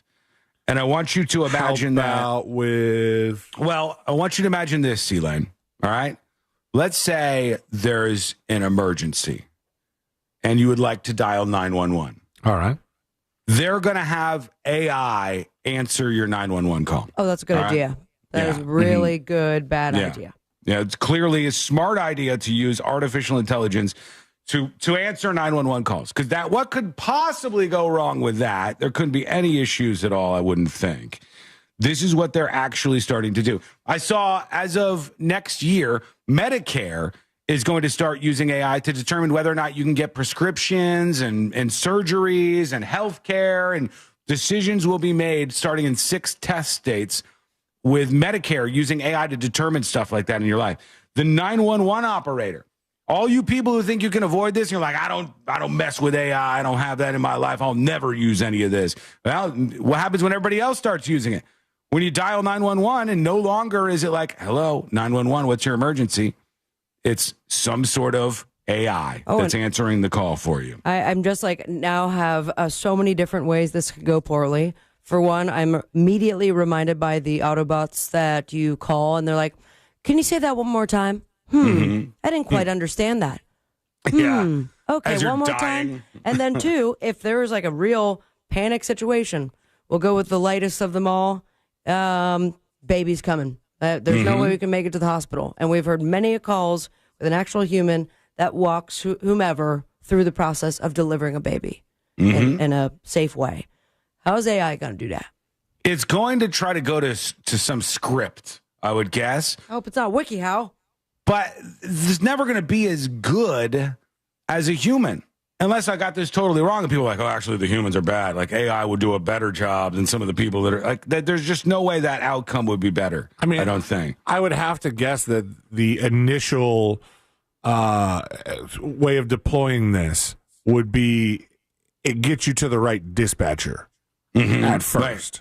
Yeah, you think they started out little entry drug style thing where they go, hey, we'll just have it like determine if the person's speaking English or Spanish or if they need fire or rescue or until they get stuck on that. This is Phoenix police dispatchers to begin using AI for non-emergency line. That's where they're going to start using this. Oh, so not 911 just yet. So far. She found an AI company. They said they've been handling 24,000 non-emergency calls a month, and they already contract with a Canadian software company to use their AI program called Triage. Okay, that's one of the ones that they're using so far. It starts by asking you a series of questions to determine how to direct your call and if you may need an emergency operator. The AI system can speak 36 languages, but if you prefer to speak with a human over AI, it will also give you that option. For now, for now, eventually none of these things will exist. There will be no person at this job. This will absolutely be something that's fully replaced by AI with one person like overseeing a big factory where all these calls are taken. They said in Phoenix alone, they get about 500,000 non-emergency calls per year. It's something like getting to report graffiti or maybe somebody suspicious in the neighborhood because 911 dispatchers are a little overwhelmed. They're looking forward to using the AI system for non-emergency calls because it will ease some of the pressure they face in a high-stress, high-burnout career, and they can focus on real emergencies and give community members a new avenue to report concerns. It's gonna be everywhere. It's going to be absolutely unavoidably everywhere before too long. So if they're saying that actual 911 dispatchers are handling a lot of non-emergencies, does that mean that they're going to have some sort of thing where they say, hey, are you calling to report an emergency? And if somebody says no, they just instantly transfer to the call triage? I think AI? so, maybe. Yeah, boop, you're right over to, well, hello, how are you doing today? And you go, there's a pothole in my neighborhood. Is there a problem with streets? And like you go through a whole thing, and that's how this is all going to go. That's how, with this plus everything else in the world. Kurt says, sounds good for non-emergencies. You might be comfortable with it for non-emergencies, but you best get your ass comfortable with it for everything because that's where this is going. It's somebody headed says, in that direction. Volusia County already uses it for non-emergency calls, according to somebody on the texting service. Huh. I wonder how it works. What about when a woman calls 911 to order a pizza because of domestic violence? Not. I don't know if it'll pick up on that. Not a crazy thing to think about. Yeah, they have to wire that stuff into the system that they're using. But this is the inevitable wave of AI that's crashing down on us. And we watch that. We also watch what's happening in Washington, D.C., the nation's capital. Trump announced that the National Guard was going to be sent out to clean up the streets out there. He says it's bedlam in Washington, D.C., and there were so many people squished into the White House press briefing room, which is way too small. I don't know why it's so small. And I think one of the reporters even asked, like, hey, can we get a bigger room for these briefings? It's hot in here. It's nasty. And I think they even directed that at Trump. But you're building the big, beautiful ballroom. Yeah. Could we build a big, beautiful briefing room? Technology. More seats. I don't want to do that. I don't want you to be comfortable. So right back to it. Robert. No big, giant press room for them, but a big, beautiful ballroom is on the way as he dispatches the National Guard to make their way out to Washington, D.C. And I've already seen actions with these folks on the streets, like going out there and just like rounding up people. I don't know what the hell is happening. It's impossible to. Did they put up a curfew? Is there anything There like was a that? teen curfew. There was a teen curfew. Okay. I gotta say, in place for one area. Saw some footage, though, of very old people also being taken away. Where I'm like, oh, really? Should the elderly have a curfew along with the teens? Why are the elderly being taken away? What are they? Are they out there? Is that one of the problems in D.C.? Old people? Too many old people? I'll try to find the videos yesterday. It's not my city, so it's hard to diagnose. I don't know what's going on. Does a teenager not already have a curfew? Like, is there an all-the-time curfew for younger kids? I don't know. Or is that just something like your parents give you? I think it's city-wide. It's based on what city you're in. And usually you'll hear like these kind of things. And a lot of cities now, because there is so many of these teenage kids with no parental supervision, they're having to like one by one crack down on everything. Bad parents are ruining a lot of things in like shared society. It's such a nightmare in some of these cities. But they'll say at the mall, you can't be a teenager unless you're accompanied by somebody over 25 years old. They'll tell you if you want to go to like a local community center, you have to be with an adult. If you want to go to Best Buy in some of these neighborhoods, like you have like. They block these teenagers from as many places as they can because they have no parents. They gather in a big group, and then it turns into just an absolute nightmare. And I'm finding it hard to find out who's telling the truth about D.C. and whether or not it's violent. Like, here's one of the people. This guy's on Fox News, and he's saying, like, D.C. is not dangerous. All right? on Fox News. You would think Fox News was the place where they'd be like, D.C. is bedlam, da-da-da-da-da. Squalor.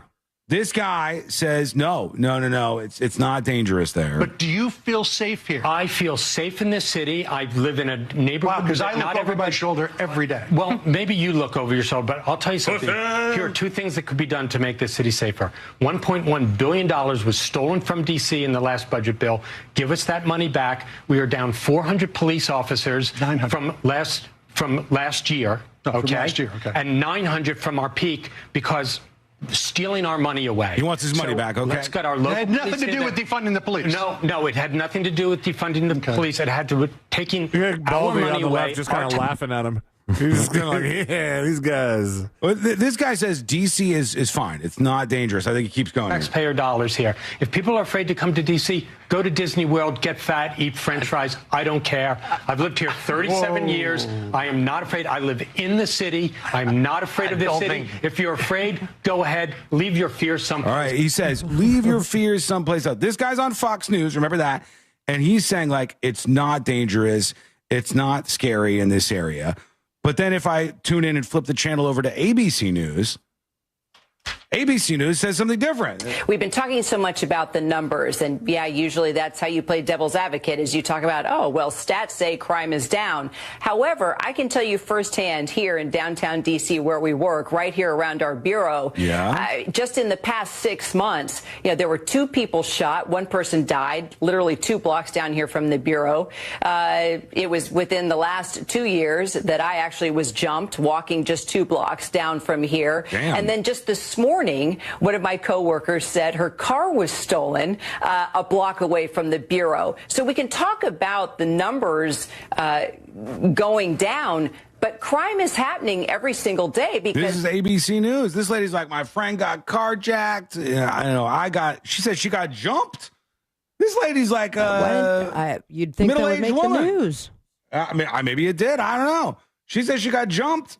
This lady. And now we have like the ultimate battle of stats versus anecdotes, because anecdotally, a lot of people in Washington, D.C. are going like, it's bad. The crime is bad. It's terrible. I have similar experiences as ABC lady, but not everybody is saying that. And the stats are juked, as is the case in a lot of places. But here's somebody else. This guy who looks straight up out of an anime is on MSNBC. Let's say if they maybe look at his hair. This guy. Oh my gosh, he's got tall hair.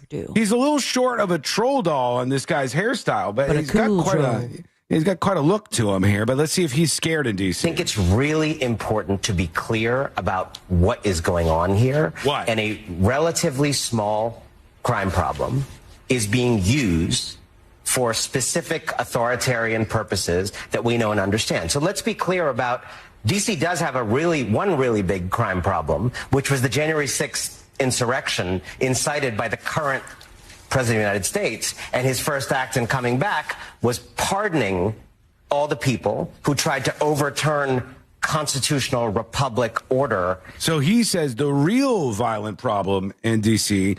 is actually January 6th. That's the discussion over on MSNBC. And Trump set those people free. So he's not scared about this at all. He's fine, I guess. Or at least he's not suggesting that he is. One more place. Let's go over to CNN. Is CNN scared? It's hard to find out who's scared and who's not a few months ago, I was in Union Station and saw a body hit the floor at the bottom of the escalator in Union Station because there was a murder right in front of me. Up on the second floor. I was going to get a tie. And I heard the shots and saw the body hit the floor. So I've been listening all day long to people trying to make some argument that Washington, D.C. is a safe place. It's not a safe place. And we can argue about statistics and numbers. There's a police commander right now on suspension because there's some allegation that the statistics have been altered. But we can argue about that all day long. But nobody in their right mind who lives there or visits there on a regular basis would tell you that Washington, D.C. is safe, and everybody who goes there knows it, and everybody who goes there knows it. I don't know. The other guy, the Fox News guy, said it was safe. I don't know. That's why I'm reaching out to you people who live in Washington, D.C. That's what I want to know. I want to know, is this like a neighborhood by neighborhood thing? Because that's how it was in almost every city I've ever been in my life. Like, for instance, people would ask a question. I see it all the time. I still see it on the West Palm Beach subreddit. and people will go, is West Palm Beach dangerous? And you go, what kind of question is that? Like, is the entire city dangerous? No. Just like any other city, the whole city is not dangerous. Are there parts of it that, like, I wouldn't go? Yes, that's true in every city that I've ever been in my entire life. I've always had that. Very fascinating, because the same growing up in Miami, there were parts that as soon as I was able to, leave the house, it was don't be in that area. And 20 years later, those areas are now like the up and coming cool spots. Mm-hmm. Like, they have the trendy bars and the artwork and the cool restaurants that are extremely expensive. And then there's another part that I have to get the update every time I visit my parents to avoid that area because it's dangerous. Yeah, but everybody knows that in their area if you live there. Like, you know places in town where you're probably not going to go. Where you're going to go, okay, I'll stay away from that a little bit. This place I'm going to stay away from. My question to even the the DC most people, cookie cutter, hunky dory places like Pride Rock, then they had the shadowy place, the Elephant Graveyard, that Simba couldn't go to. It was a bad neighborhood. yes, there is a comparable element in The Lion King. Yes, there is. Every place has its, what's it called? That's shadowy place. Yes, every place does have its shadowy place. But is DC this spot that is just absolutely, it needs some help? That's the question that I'm finding different answers everywhere I look. And all I care about is what people in DC actually think about this. So continue to let us know. Send in your dispatches over at thenewsjunkie.com or email tips, TIPS, at thenewsjunkie.com. All right, we'll take some of those. We'll hear from you and see what you have on your mind when we come back. That's coming up next on The News Junkie. Real radio is The Jim Colbert Show, where bad ideas go to get broadcast. The Jim Colbert Show, weekdays at 3 on Real Radio 104.1. Keep an eye out for an object on the roadway in I-4 West. Hey! School Mike! The off-ramp is partially blocked from I-95 southbound to LPGA Boulevard.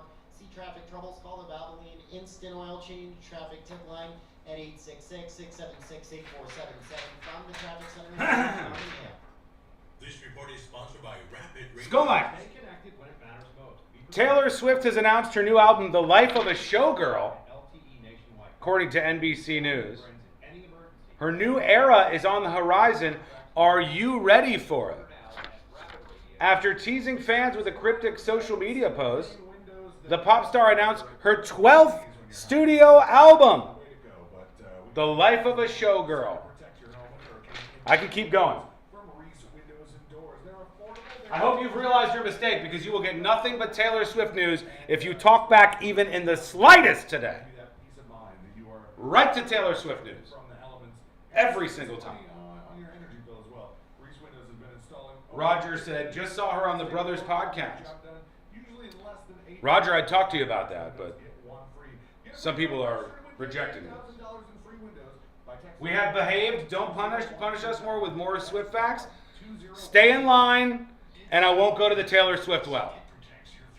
Mess up one time. Right back to Taylor Swift, okay? Right back to it.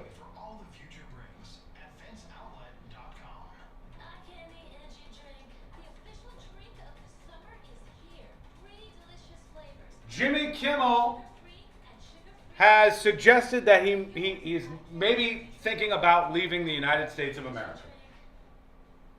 Jimmy Kimmel maybe heading to Italy. It's always hilarious when celebrities leave that they end up at the most white bread European countries. How many celebrities go to Africa when they leave the United States of America? Go ahead, I'll wait. Name the list of celebrities that have moved from the United States to Angola, that have moved to Ethiopia. Always.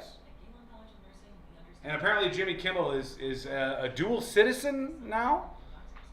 That was his claim. He says he maybe just getting out of the country, which is not going to happen. I think he and some of these other guys are too excited for all the Trump content. So they eat the Trump buffet every day. They do all the Trump jokes and all of that. And then when Trump's term's over, if he leaves, then Jimmy Kimmel will just retire and probably stay in the United States of America. Because Italy has its own problems, right? So does Ireland. Rosie O'Donnell probably knows. Do you know how hard it is to stay fat with the food in Ireland? With the quality of the food in Ireland? These people faked an entire potato famine just to leave their country to get better food. My ancestors included. The fact is, everybody, all the celebrities, all of the people, they want to be right here in the United States of America. I don't blame them. Sean Watson is moving to Angola. I would, if I thought it was a better place to be. But I'm a proud American. I'm blessed to live in this country. I am incredibly fortunate that my spawn point was on this map of all the options, and my spawn point was in the United States of America. Couldn't be more thrilled.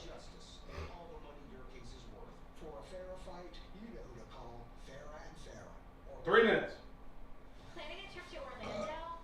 Every town has bad areas. Trump sending the military to D.C. is nothing but a distraction from the Epstein files, nothing more.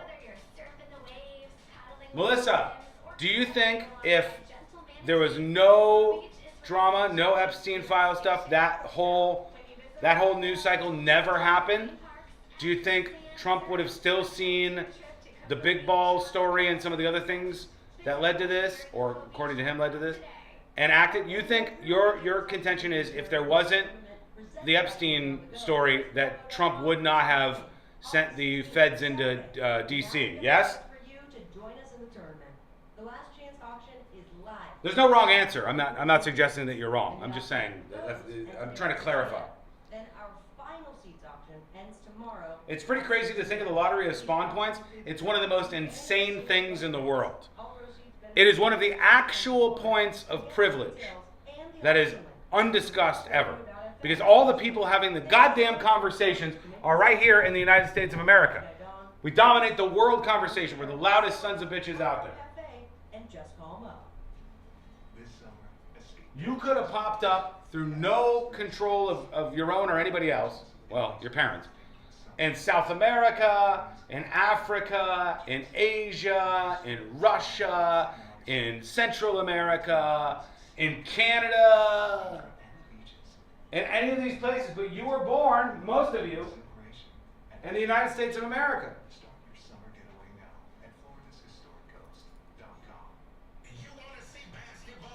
I thought it was a distraction because of aliens. That's coming in November. Big if true. Trump is going to send troops to every Democratic state, mark my words. I mean, we'll see.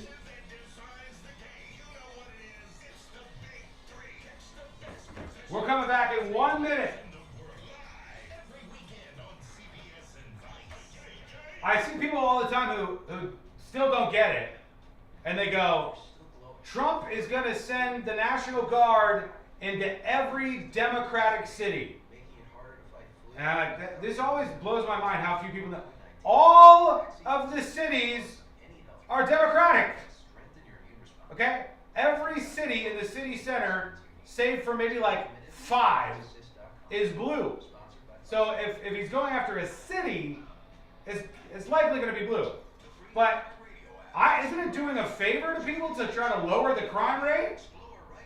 I would like a lower crime rate. Is that a good thing? Blower right now, like 80s rock. Featuring Van Halen, Billy Idol, Aerosmith, Def Leppard, and more for your summer road trips. Crank it up all summer. 80s rock.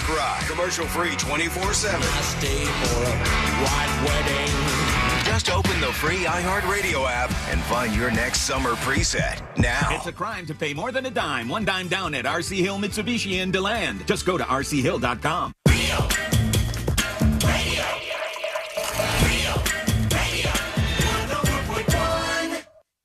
He won't hesitate to call you out when you're being a little asky.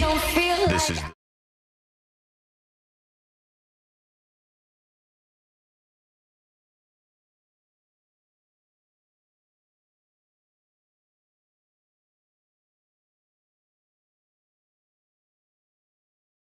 Going through the most viral stories of the day. And I'll take just a second here and say to you, in particular you, thank you for listening to this show. We couldn't do it without you. We appreciate you, and the idea that you give us time every single day to hang out with you is absolutely an amazing thing. So thank you for that. Thank you for allowing us to do this as a job. And if we can spend any more time with you, well, head on over to thenewsjunkie.com and get the podcast or the live stream or whatever you want to do to go a bit deeper on the News Junkie show. One of the weirdest stories is just like a little side quest for us before we get to a couple of dispatches and get ready for the next episode, is out of Los Angeles, where there's this guy, Jason Hong is his name. And Jason Hong is 75 years old, and he doesn't know what to do. He's very confused. He's asking the police for help. He's asking anybody for help. Why? Because somebody keeps stealing his airplane. Oh, right? Captain Hong. Where's my plane? It's quite a rich person problem here. But the actual story is so funny to me. And the guy's like, I don't even know what to do. There's somebody who is stealing my plane and taking it for joyrides. Lest you think I'm making this up, here's the story from CBS 21. And it says, man claims somebody is stealing his plane and taking it for joyrides, sometimes even repairing it. Okay. He says, a man was left confused and frustrated after discovering an unknown stranger has been flying his plane, landing it without a scratch, and even repairing it. Jason Hong, 75, told the Los Angeles Times he's been at the center of a bizarre and inexplicable crime spree involving a man who keeps stealing his plane. And bringing it back confused. And repairing it. I just want to be clear. Yeah, okay. Fixing it sometimes. I got confused, he said. I thought, did I park it somewhere else? Did the airport manager move my plane? I looked everywhere.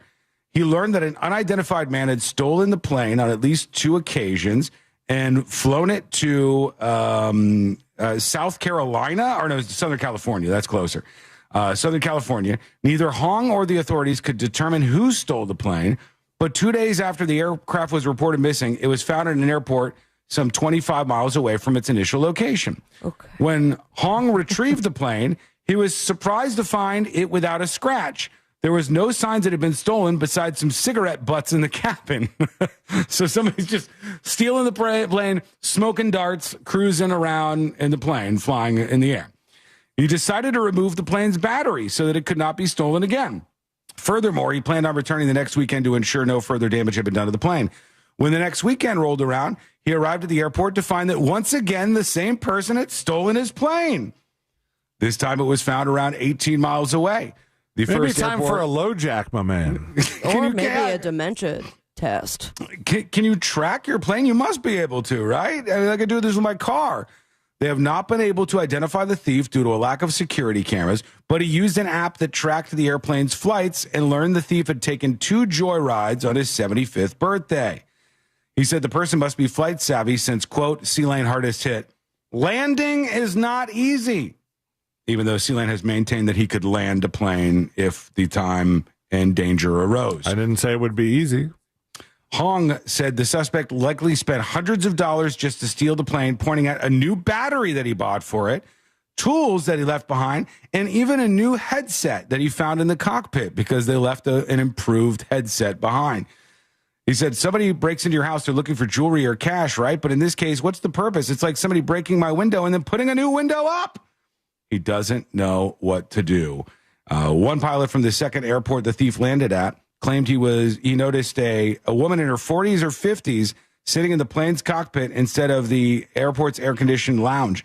So it might even be a woman. There's some woman stealing this plane, flying around, smoking cigarettes, repairing it where it need be, and on to the next one. So I don't even know what to do with that, sir. Just let her keep doing it so she can improve it bit by bit. it could be good for you. I mean, I guess at the very least, these people that are flying the plane wouldn't be filing flight plans with the FAA, right? Yeah. Are they at airports that have towers? Like, is air traffic control clearing this plane to take off and land? I thought you had air traffic control everywhere. Apparently you don't. There are some places, I think we flew around one that was completely abandoned, and then the pilots talk to each other in order to land safely. Yeah. But when it comes to airports that do have traffic control, you are talking with them by saying your tag number. So therefore, they should be able to narrow down who's flying that plane if it's not the 75-year-old man. Somehow, he has not located who it was just yet. A couple of dispatches. Something's up with him, I got to be honest. Think he's losing it? Yeah. He's like, Gotta be real. Somebody's stealing my plane. Square Slinger sends in a video dispatch. Let's see what he's saying. I think he's talking about the New York restaurant, which is in the top for the best public restrooms in the United States of America. It's not even a restaurant. It's a concert venue. Yeah, concert venue, and their bathrooms are rated in the best restrooms in the United States of America. Hey, guys. You were talking about bathrooms earlier, especially good, nice ones, but I couldn't help but to remember when I was a little kid, the nasty bathrooms at Daytona International Speedway, and they were the big long trough that you stood around. And as a little boy, you noticed around you all face-high wieners everywhere you looked, and that made you never want to go back in there again. And I don't think I ever did. So, see ya. Thank you. Stuck with him. A friend of ours just said he was at the Oasis concert in Edinburgh. And they had troughs facing each other. Oh, really? So he got to see a ton of uncut wieners, he said. I cannot make eye contact with another man as we're both urinating. I don't want to do that. I find that to be strange. This particular person would have been fine making ween contact. Yeah, okay. All right, I see. Big ZD has a video dispatch. It wasn't a complaint, is what I'm saying. Real quick, here's Big ZD. Hey, what up, Sean? Hey. First video dispatch. Just wanted to thank you. Give you compliments for at least attempting Spanish, because you know it is kind of bold when you don't know a lick of Spanish or any other language. I'm a brave man. At least attempt it, you know, for the sake of being a nice guy and showing your appreciation. I feel like the majority of Americans, you know, wouldn't even attempt that. And then you also have those people that are like, oh, this is America, you need to learn my language, blah, blah, blah. So good on you for trying. You're not a super white boy, you're not a super gringo. You're a guy with a good heart, and you were trying to show some appreciation to somebody that did something good for you. Excellente. So keep it up, my guy. Look at that, one excellente, and I've turned him. That's it. I got a lot of texts about that particular exchange, and their guess was that this man was probably walking away disgusted because he wanted a tip. Oh. Are you supposed to tip the auto repair people? I said, just for those of you who missed, I said to the auto body repair guy who came mobile out to the house, he fixed Courtney's bumper on her car, and then I didn't know what to say, and he fist bumped me when I got him paid up, and then I said, Excelente! And he just looked at me and said, no. And then turned around and walked and got in his car and left and didn't say anything else. And I didn't know I was supposed to tip that guy. You supposed to tip an auto body mobile repair guy? It was mobile. He came to your house. I paid him $375 for an hour of work. Paid his boss that. Yeah. I don't know what the breakdown is. Yeah, I didn't know I was supposed to tip that guy. Am I supposed to tip that guy? You didn't tip, says Sean. Yeah, I didn't. You don't tip the auto body guy. He's the auto body guy.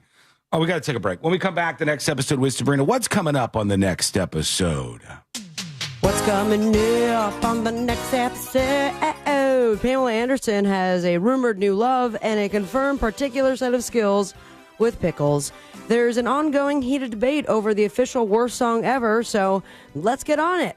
Plus, Iggy Azalea has taken her fancy ass out of the rap industry and into something totally legit. All that and so much more coming up on the next episode. And that is coming up next on the News Junkie. Coming up Tonight on Real Radio at 7, it's a corporate time with Tom and Dan. Brought to you by MyEternalVitality.com and Modern Plumbing Industries. At 9 p.m., it's Real Laughs with comedians James Miguel and Ken. And Real Music starts tonight at 10 on Real Radio 104.1. This weather report is brought to you by Mills Air. I'm Fox 35 Storm Team meteorologist Jessica Dobson with a check of your... Excellente!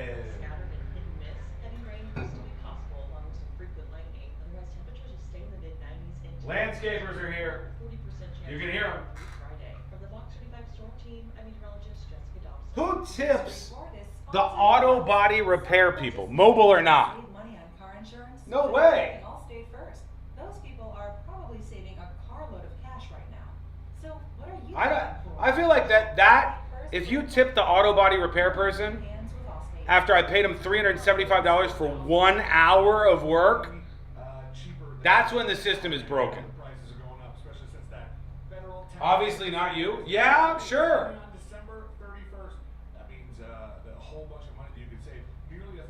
That's a whole lot of macaroni.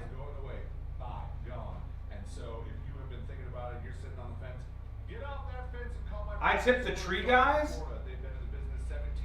I don't tip the tree guys. I don't tip the landscape guys. I tip the people who are in the service industry. What am I supposed to go up to all these tree people? Hey, you know, here's $5 for each person. There's 6, 7 of them in the tree, and I got to go up in the tree, give each person a $5 up in the tree. No. $375 for 1 hour, no tip? Yes! $375 for 1 hour. I thought it was his company. And then he gave me his business card, which was like circumventing the company that brought him out there for this. And next time I'll call him directly and he'll get the money directly. But I ain't tipping that guy. He doesn't make $20 an hour.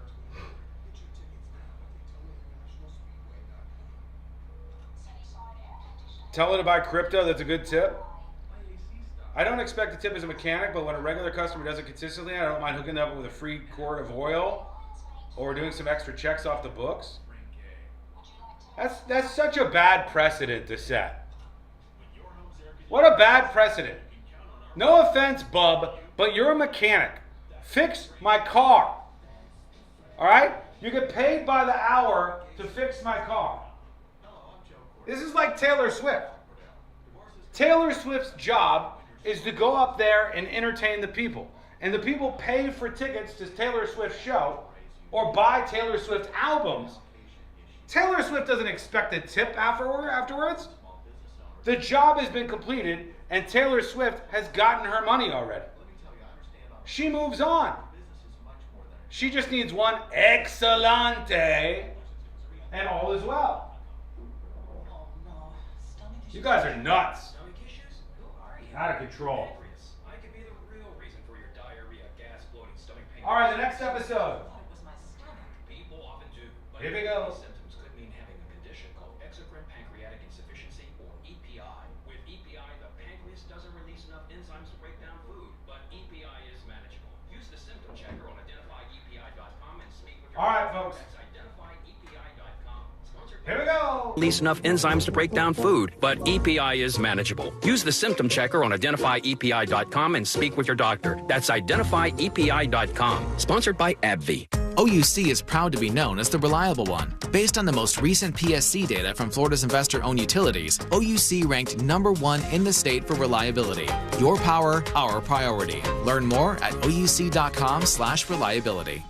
Real Radio is on Facebook at Real Radio 1041. Sponsored by the law offices of Anajar and Levine Accident Attorneys. Call the law offices of Anajar and Levine at 1-800-747-FREE. That's 1-800-747-3733.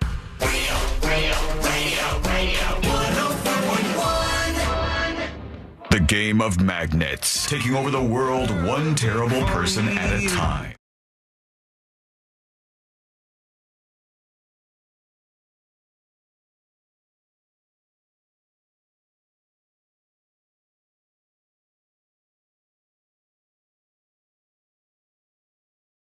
All things happening in the world of entertainment and beyond. We'll see what's going on with that here momentarily on the show. Miss anything, of course, go to, as I always tell you, thenewsjunkie.com. I'm not tipping the mobile auto body person. Some of you people are crazy about all the people you tip now. There's too many people involved in this. Not tipping that. I'm not tipping C-Lane for the next episode or Sabrina for the next episode or C-Lane for This Week in Florida. I'm not... Like, everybody wants everybody to get a tip now in 2025. Dial it back, people, all right? Unless Sabrina does a really good job on the next episode. Yeah. And then maybe on her birthday, like a tip. But that would just be birthday related. We'll see how it goes. Here we go. Pretty far from now, too. Yeah, you're going to have to wait. You got a lot of time. My half to put birthday's coming up. All right. I don't know if we celebrate that, but here we go. Let's see what happens. Birthday tip in less than a month. All right, guys. Let's do the next episode. Because there's a lot on TV, and you can't possibly keep up with all of it. Even though you should, because what else are you going to talk about? All the years I've been here, never seen a storm quite like this. Nothing. Weather's nice. It's time for the next episode with Sabrina. Hey.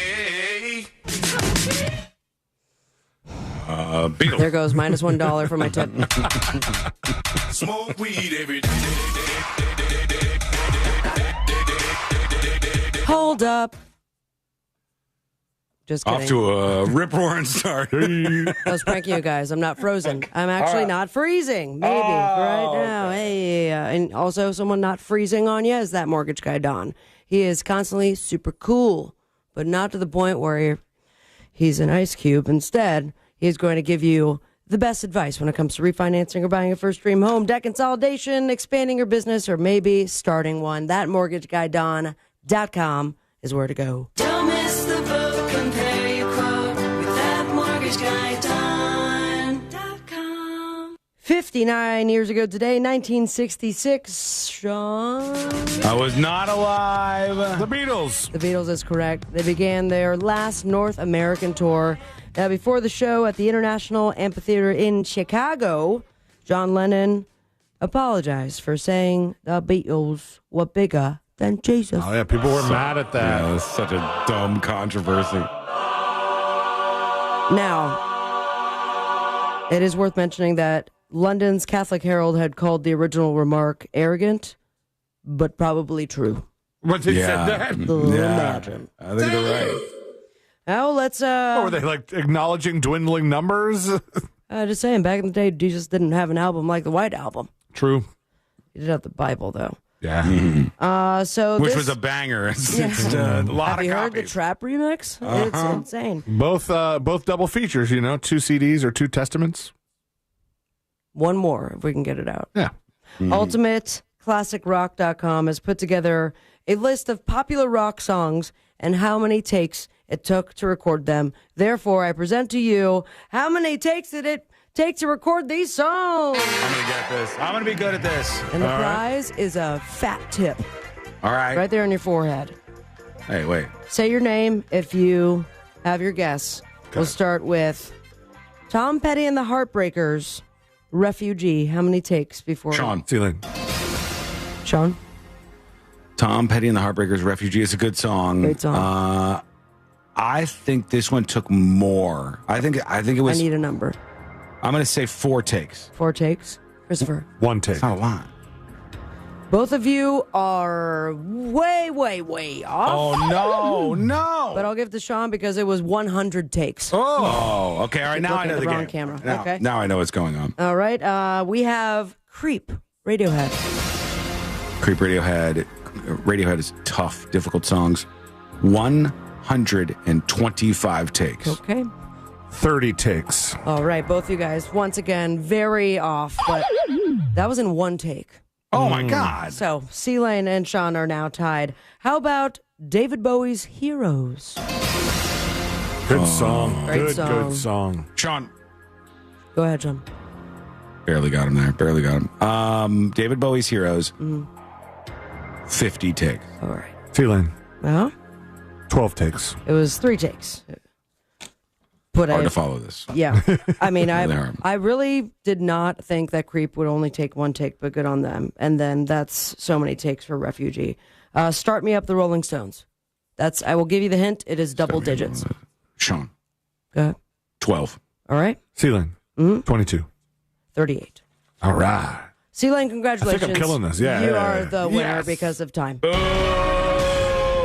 Every Breath You Take, the Police was in one take. Writers on the Storm, the Doors. One take for Every Breath You Take, and that song has made Sting so much stupid money because nobody else got writing credits on it. It just all goes to Sting. Well, that sued Diddy, right? I like to picture in my head that the simplest songs took like an insane amount of takes, like the Tequila song. Like I like to think some guy in the studio kept screwing it up, right? You know, right? They're like, Tequila! Like just the simple ones. Tequila. That would be great. The one that has the most numbers is Working Class Hero, John Lennon. It said 120 to 130 takes for that song. And I'm not even familiar with it. And I know, it's not even a banger. Yeah. How many takes does it take to get your new Airbud? Because... Have they still not found a dog for this? I love that they announced the movie before finding the dog for it. But Airbud returns. It was announced, the new Airbud that's in the works. And it sounds so adorable. And I'm so excited to see that with all the other 20 Airbuds in existence.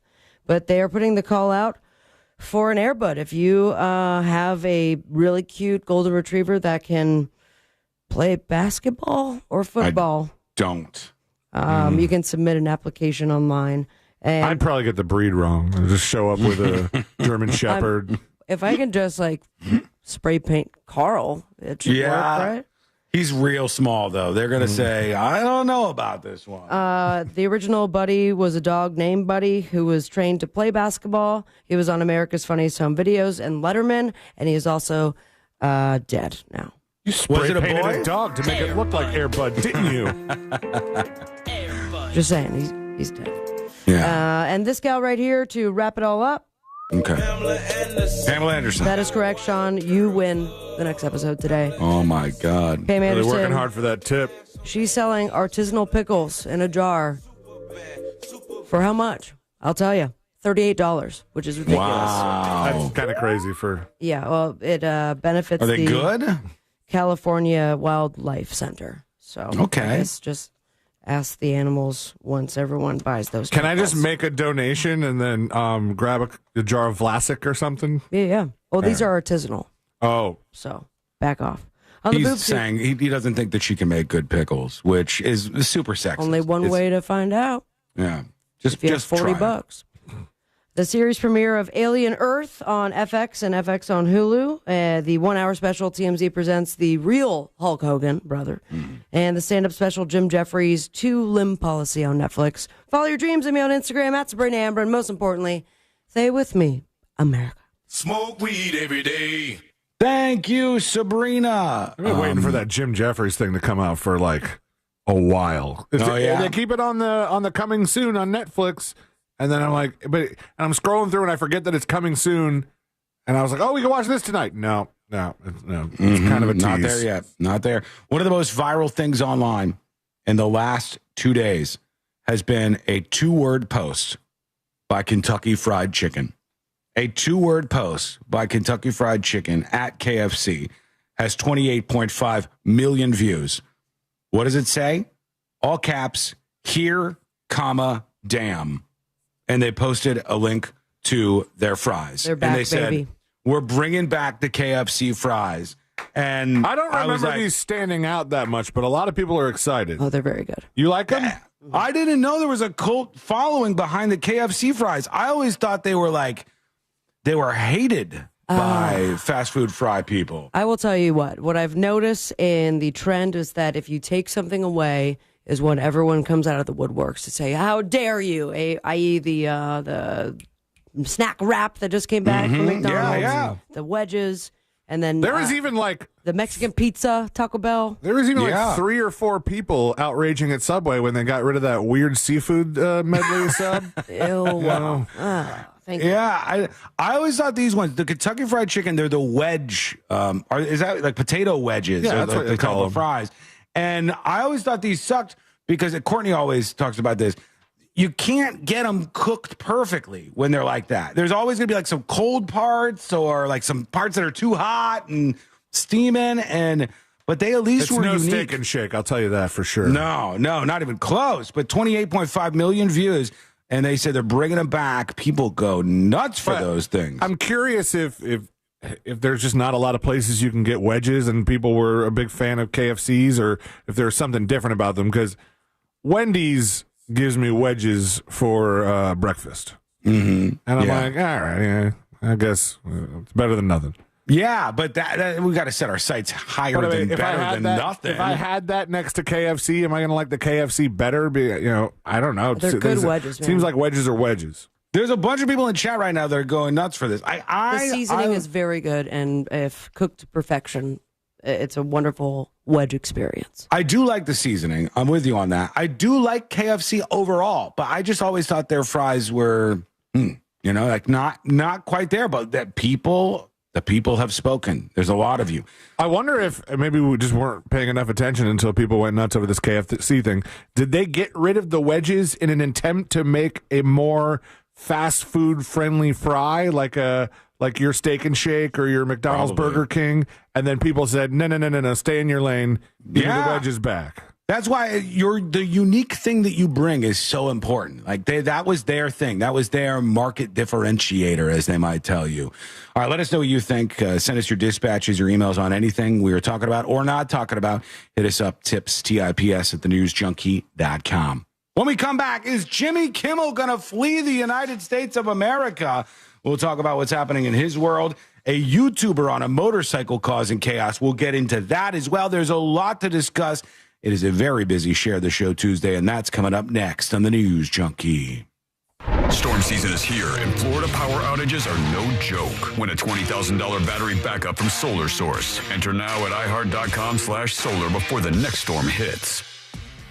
All lanes are blocked on Orange Blossom Trail southbound at Oak Ridge Road. There's a crash off to the shoulder again, cleared up on I-4 westbound before US 92. The off-ramp's partially blocked from I-4 westbound to the beach line due to an accident there. Move over and slow down if you see police activity or emergency vehicles on the roadways. The roadways might be wet out there, so travel with caution this afternoon. See traffic troubles, call the Valvoline Instant Oil Change traffic tip line at 866-676-8477. From the Traffic Center, I'm James Birmingham.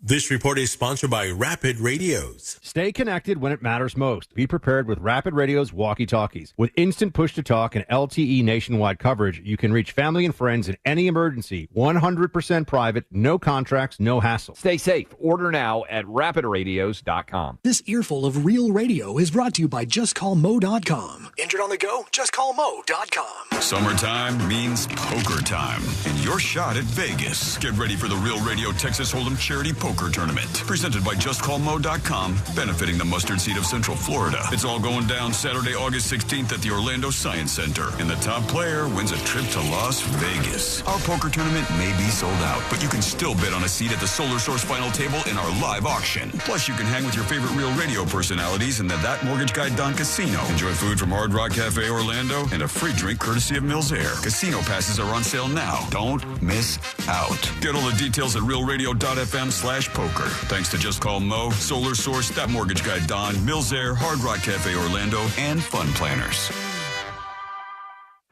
Going to nursing school can change your life, but that doesn't mean it's easy. You have commitments, family, a job. At Galen College of Nursing, we understand that, which is why we provide one-to-one tutoring support and assigned academic advisors who will work with you to keep you on track from day one. You can change the course of your life and the lives of people counting on you. Because we believe the better we care for nursing students now, the brighter the future of nursing will be. Galen, the now approach to nursing education. Join us at galencollege.edu. If you want your windows there in weeks, pick up the phone and just text Reese. Want to win $15,000 in new impact windows from Reese Windows? Pick up your phone and text the word WOW to 20129. That's WOW to 20129. Thinking about selling your home? Well, hold on to your packing tape. The Nickley Group can sell houses faster than you can find that one missing sock. Get a guaranteed cash offer on your home from the Nickley Group today. Visit thenickley.com. The Nickley Group with Keller Williams Realty. It was a typical day in Central Florida until the word got out. It's a crime to pay more than a dime. One dime down. Just go to RC Hill. RC Hill Mitsubishi. In DeLand and Ocala, where every vehicle is just a dime. Right, RC? Yes, sir. 400 vehicles. One dime down. New Mitsubishi's just 15 grand. Even new Outlander SUVs. Plus acres of pre-owned. They're all just one dime down. And get 0% financing for 60 months. Need credit? Just ask for credit amnesty. If you bring home $400 a week, you could get up to $30,000 in credit. 30 grand with only one dime down. At RC. Hey! Somebody said, is that Britney Spears on your shirt? Yes, it's Britney Spears. I just got this. Just got this Britney Spears shirt. So I'm happy. I'm kind of rocking it for my girl, you know? Kind of happy about that. How are you doing? More importantly. You guys would talk about these twisters, these KFC twisters like they were good. Wrong. KFC twisters were dog shit. Because the people who work in the KFC are barely functioning adults. And you can't give them too many things to go wrong. Do you guys understand why Chick-fil-A is good? Does anybody actually know? I'll wait. I'll wait. Do you know why Chick-fil-A is actually good? I'll wait. Go ahead. Tell me why. Liz went from being interested in true crime. Chick-fil-A has sugar in it? No, that's not why. Tell me why Chick-fil-A is good. Christ makes it better? No. Sean's going to say white kids? No. No. It's the blessing? No. Closed on Sunday? No. Wrong and wrong again. Chick-fil-A is good because of one word. One word. Consistency. That's why Chick-fil-A is good. Chick-fil-A is good because they can't screw it up. The really dumb kids that they hire, they bring them in there and they go, here, put the buns in this chute. The chute will toast them. And then there's a little place where there's a butter roller. Can't screw it up because you just roll the butter right here. Then you take the fried chicken that's already done by cooking it in a machine, cooked to perfection, and you put the burger on the bun, but all you have to assemble, all they leave up to these dumb kids that work in a lot of these places is putting 2 pickles on the bun. No sauce, no nonsense, nothing. 2 pickles, that's it. So anybody, even somebody who's barely above chimpanzee level of skills and intellect, can assemble this perfection chicken sandwich. The KFC Twister involved more than 11 different items, sauces, and then you had to bring it together in a wrap that you had to try to accurately fold like you were some person who's worked in a burrito wrapping factory your whole life. Wasn't consistent. And because of that, it was dog shit. That's the truth, whether you like it or not. You have to make it dummy proof because the employees are dummies.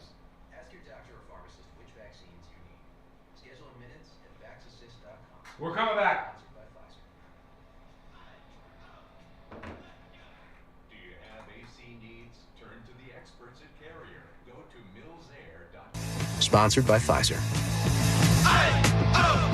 Let's go! Do you have AC needs? Turn to the experts at Carrier. Go to millsair.com.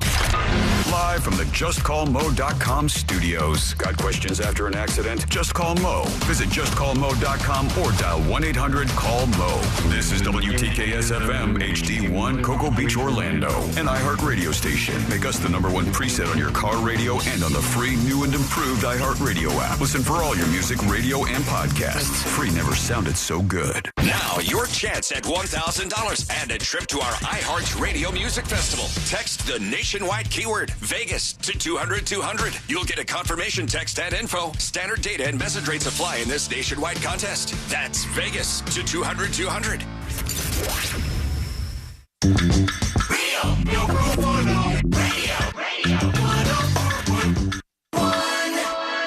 Hear it here first. Then everyone else will catch up in a week or 2 or 4. You're listening.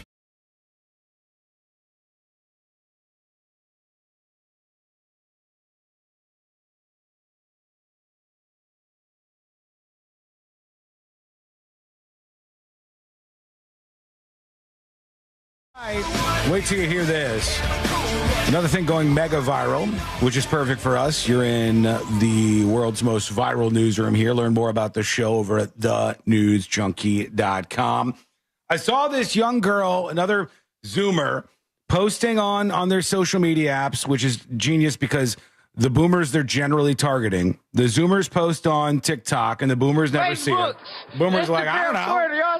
I guess the kids are doing okay. I guess they're fine out there in the world. And the Zoomers are literally melting down, and they're melting down every single day about how tough life is for them. And honestly, I've said it before on the show, they have some fair points. The Zoomers have some fair points. The boomers don't want to hear it, but the Zoomers are like, look, it's expensive. It's expensive to get a house, and they're right about that. It is. It's really hard to get a house. It's very expensive. The boomers are wrong about many things, but the Zoomers rather are wrong about many things, but they're right about this. And every time these come up, it's so funny because like this particular post, millions and millions and millions of views, and everybody young probably agrees with this young woman, and everybody old is like, oh my God, the kids are so lazy. They complain about everything. They're terrible at getting their life together. Here she is.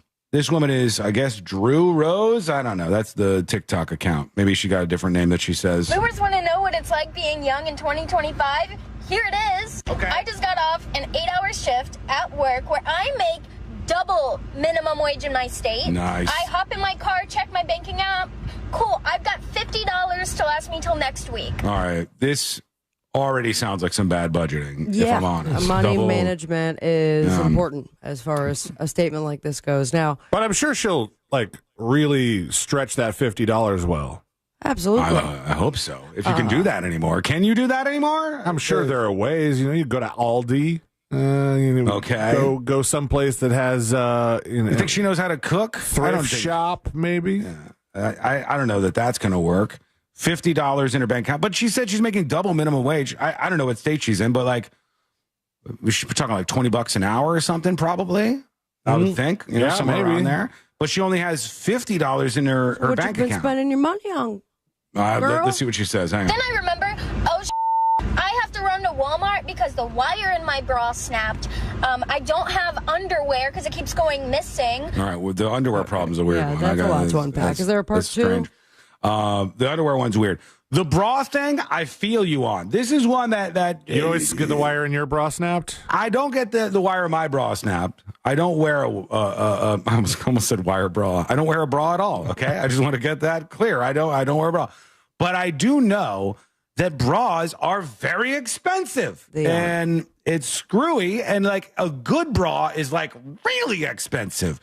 So that's tough, and there should be no tax on bras, right? We could do that together. Men, we can work with the women to get rid of any bra taxes. No tax on bras. Stolen underwear. Stolen underwear is strange. That's a girl problem, not a guy problem. Who's stealing the underwear? Oh, the guys are the problem for her. Yeah, but I'm saying like the having stolen underwear is not a problem any guy is ever going to have to deal with. Sealand, anybody ever stole your underwear? No, same. Other articles of clothing possibly, but not the underwear. Yeah, like somebody might have stolen a shirt. Yes, but ain't nobody out. Like there's nobody who's like, I really want Sean Watson's underwear. There's like nobody thinking that right now. Even Courtney doesn't think that. Even Sean doesn't think that. Even I don't. Even I think this is a bad idea. But I bet there's somebody listening that would steal Sabrina's underwear because guys are weird. Why steal it when you could buy it? Maybe. Guys are strange. But that's what she's dealing with, I guess. So she says her underwear has been stolen. Her bra, something went wrong there. Times are tough right now. We'll go back to her. I have to run to Walmart because the wire in my bra snapped.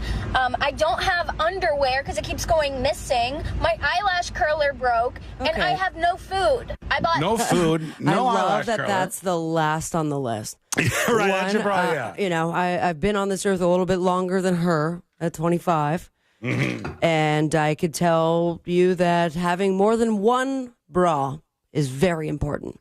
Secondly, food is more important than it's number one. The bra. Yeah, it's number one on the list if you could possibly get to him. Or the eyelash curler. Oh, the eyelash. That was the other thing. Yep. Yeah. No need. Everybody is just coming at her right now on chat for her savings and all of her financial stuff. But I'm going to tell you, and you guys are probably better than me. You're probably better than me, but I'm just going to tell you and be real. Until I was like in my late 20s, I didn't have a dime in savings. I didn't have a dime. I didn't have a savings account. Okay? No way. I didn't have any money in savings at all. So I know that we all look at this afterwards and we're like, well, technically you could just, okay, sure. But I personally, I didn't have any savings. I was going paycheck to paycheck. Even when I had a good job, I was still going paycheck to paycheck for a while. I didn't have any of that stuff sorted out. I'm not blaming the schools for not teaching us about that stuff. I'm not blaming anybody. I'm just saying when you're in your 20s, you just like your priorities are different, I think. Of course. So, and why don't they just apply the Algebra 2 that they learned in school to manage their finances, Sean? Ever think about that? She could. She has not, though, apparently. She has not. She said, I bought 4 things. 4 things. 4 things, and it came out to $40. I'm living off granola bars. But I hop my depressed back in my car, and I look at my banking app again. Oh, cool. I've got $10 now to last me till next week. You need to I'm look at trying your... to drive, but my car keeps... You need to look at your bank account to realize that $40 from $50 results in $10. Okay, when you don't have a lot of money in your bank account, you check it way more often. You know that as well as I do. Without a doubt. If you are like, hey... Yeah, I know. I used to have to call the number.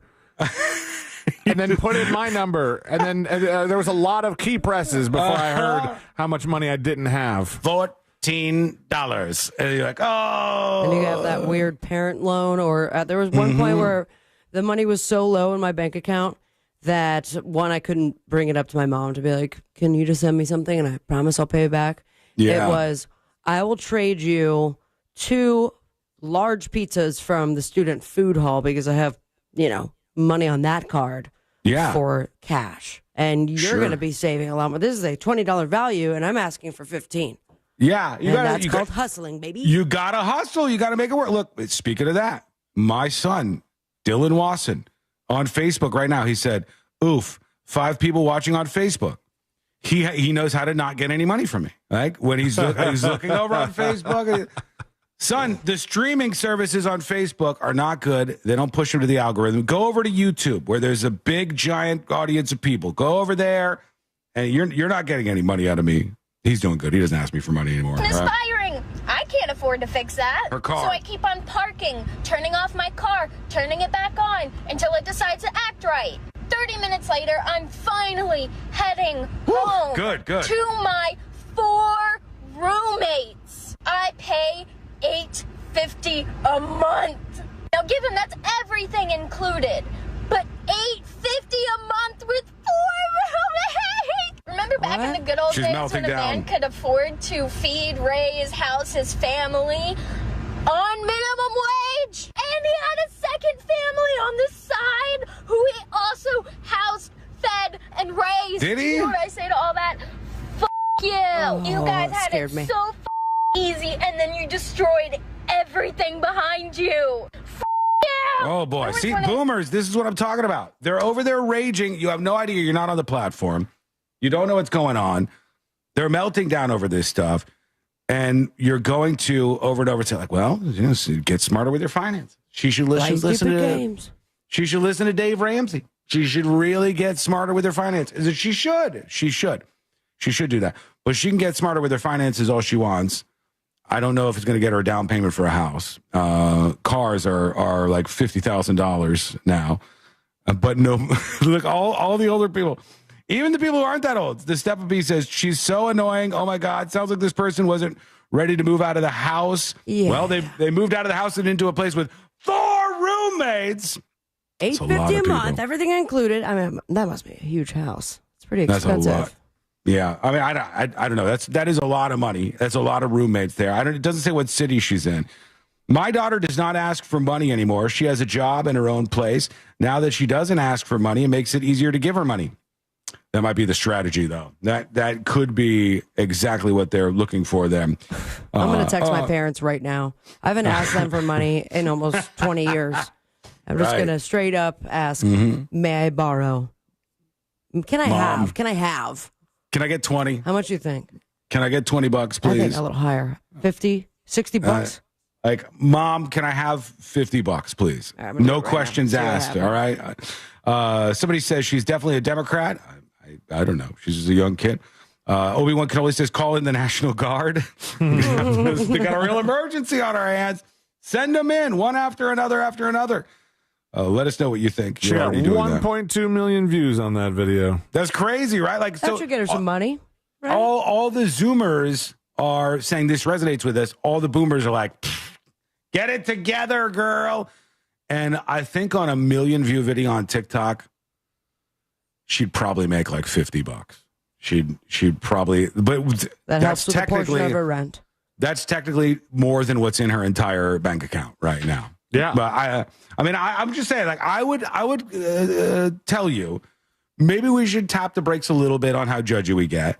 I remember somebody one time, I think you guys might have been with me. I forgot when this happened, but somebody that I knew one time came back from going to the ATM, and they had the receipt from the person before them. They had left their ATM receipt, and the person was like, they only have $22 in their account. Look at this. The person in front of me only had $22 in their account. And I'm like, I'm going to shut my mouth. I mean, I've been there for sure. I have had $22 in my account. I have been there.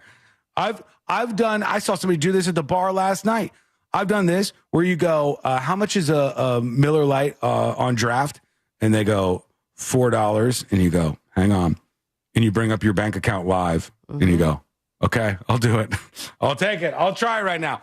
Does the Zoomer have a point? Let us know. Send your dispatch. Go to thenewsjunkie.com right now.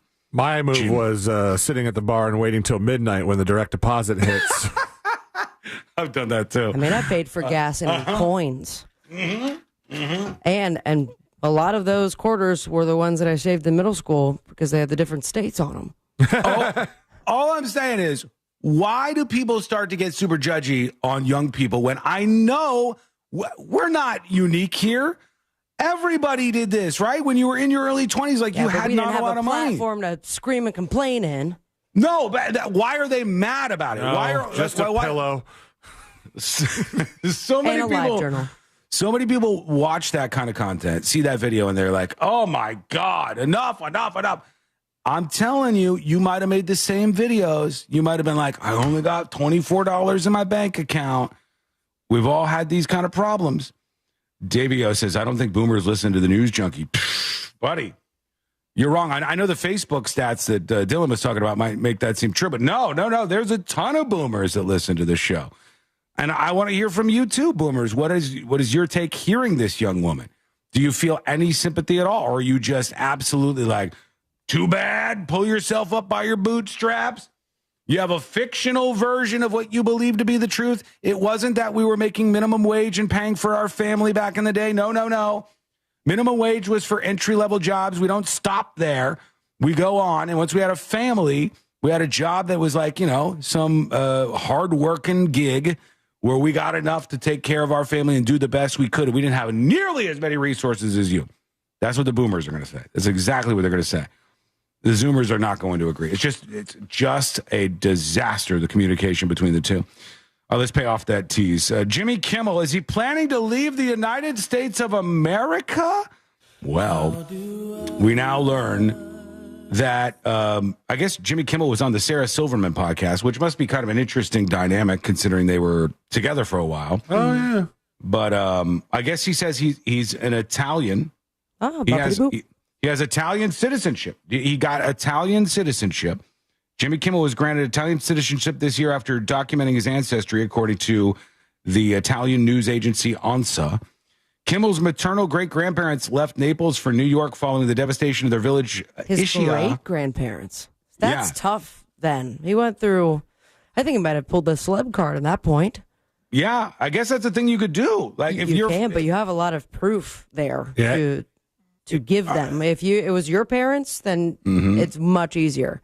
Because my mom looked into it for Ireland and for Italy, and it was like she had no problem because her grandparents were documented from being born in Ireland and moving to the States. Okay. On her dad's side, but anything beyond that is like you need the paper and the proof. Yeah, and that's hard to find with great grandparents or whatever Kimmel's is. Is your mom trying to flee the United States? No, just getting that duel, just in case. Oh. You never know. I think I would. What's the benefit? Why do people do that? I think just in case. I would do it just to say I could. Yeah. Just to be a dual citizen? Just to say the options there. I don't know if I'm going to make it to Sweden, but it'd be, if they offered and they were like, hey, listen, you get this birthright citizenship, even though you weren't born here, but your grandmother was. Yeah. Guess what? You even whisper the word citizenship in Sweden, you have to start paying taxes. That's the way it works. You just this conversation will end up with you getting a bill, I think.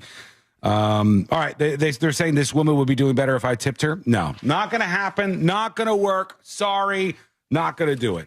When we come back, we'll do this. There is a big move coming down the pipeline, allegedly from Trump. Nothing to do with D.C., though we'll catch back up on that in a moment. But it's about marijuana. Is the big move going to finally happen where federally they completely change the scheduling of marijuana? Not in terms of which days you want to smoke it, but the categories, which is a big deal. It's Schedule 1. Trump might change that. What are the details on this? I'll give you what I have. That's coming up next on the News Junkie. Real radio is The Monsters in the Morning. I'm really lucky that I have a comfortable relationship with my wife. Like, it's like, okay, yeah, let's get the wigs and shiny outfits out, and I feel totally comfortable wearing them. well, good. All right. The Monsters in the Morning. Real Radio 104.1. From the Clausman Law Traffic Center, car crash, call Clausman Law. ClausmanLaw.com. Emergency constructions blocking all lanes on Winter Garden Vineland Road northbound beyond Palm Parkway there. Look out for crews on the roadways. There's a crash getting cleared up on I-4 westbound approaching US 92. That's off to the shoulder. The off-ramp's partially blocked from I-4 westbound to the beach line due to an accident. Getting cleared up there as well. See traffic troubles, call the Valvoline Instant Oil Change traffic tip line at 866-676-8477. This report is sponsored by Rapid Radios. Stay connected and stay productive with Rapid Radios. Business owners trust Rapid Radios. Stop walking around with this notion that the women should be the only ones getting pampered. Take some time, treat yourself, and head to Somebody emails the show. Hello and thank you so much for the show. I love it. She says. Quick question for Sean. What is that small screen behind you? The small screen? You mean this one? This one here? What's this? That's a Dockerino. Yeah. That is a Dockerino. It's the E-Class. It's an E15 too. You can get them online. Coming soon, stay tuned. I'm going to let you know how you can join me for a guys' night out. Next month, we're going to do a thing. We're going to get some manis and petties. We're going to treat ourselves. Homeboys talk about manis and petties. Winter Park, Winter Garden, and Windermere. Download the app. Treat yourself to men's grooming redefined at Hammer and Nails Grooming. Hello, Joshua. Hello, Anthony. Hi, Tammy. Hi, Amy. Hi, Kurt. Hi, Tanya. Hi, Marla. Hi, everybody. Is your leg better, Sean? Yeah. My leg hasn't been messed up in a while. I'm good. I'm doing 10,000 steps a day, bub.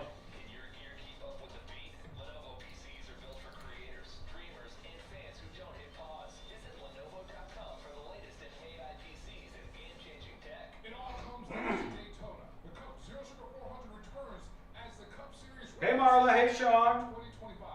Hey, Joshua. Avendosaurus says, I'm about to get a pedicure. I don't want to see your TikTok video then.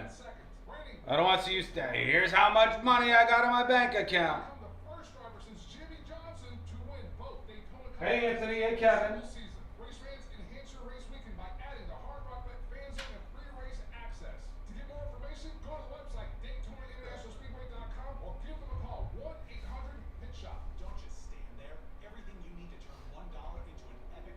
The economic numbers came in, and essentially inflation was basically flat month to month. There was some areas where it was up a little tiny bit, mostly in the housing area, but pretty much a flat month when people expected inflation to rise dramatically. In fact, there's been an expectation that inflation will rise every single month since Trump started talking about the tariffs. There has been an expectation that we're going to see a huge rip up in inflation, and it just has not materialized yet.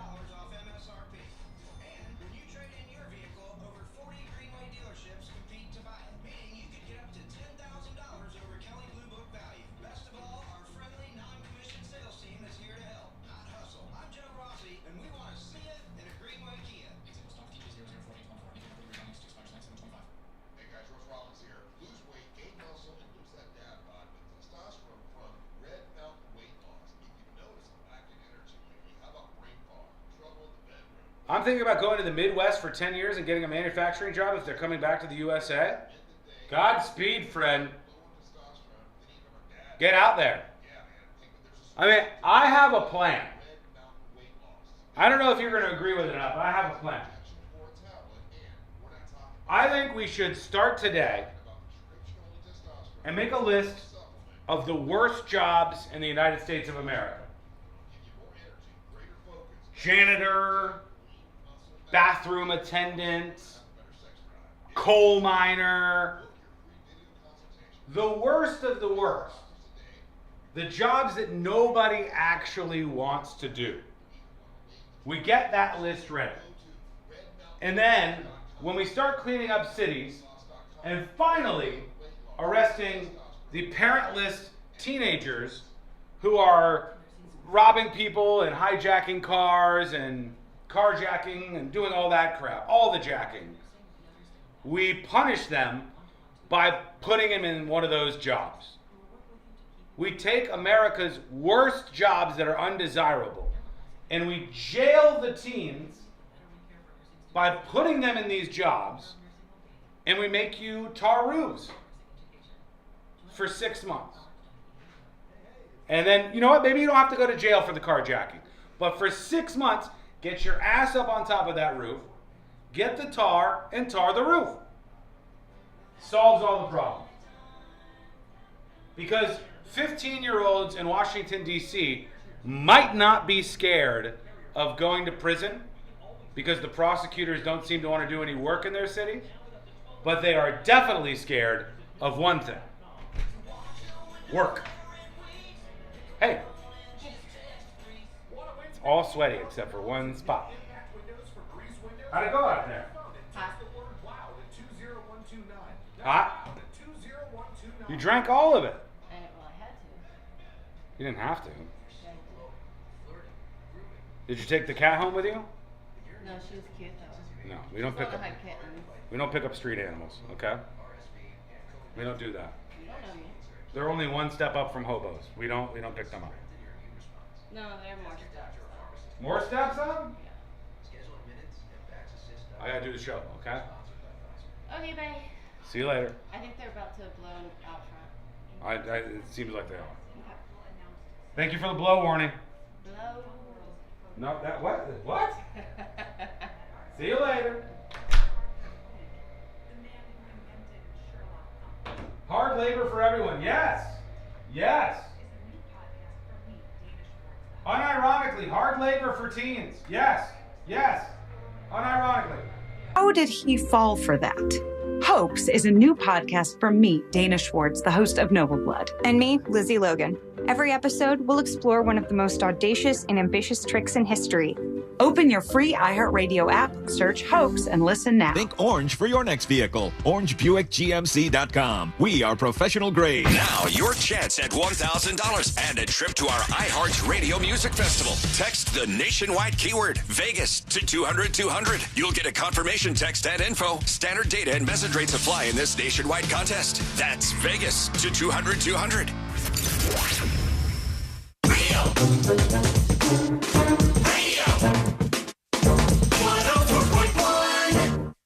No one's really sure what all C-Lane's buttons actually do. This is the news.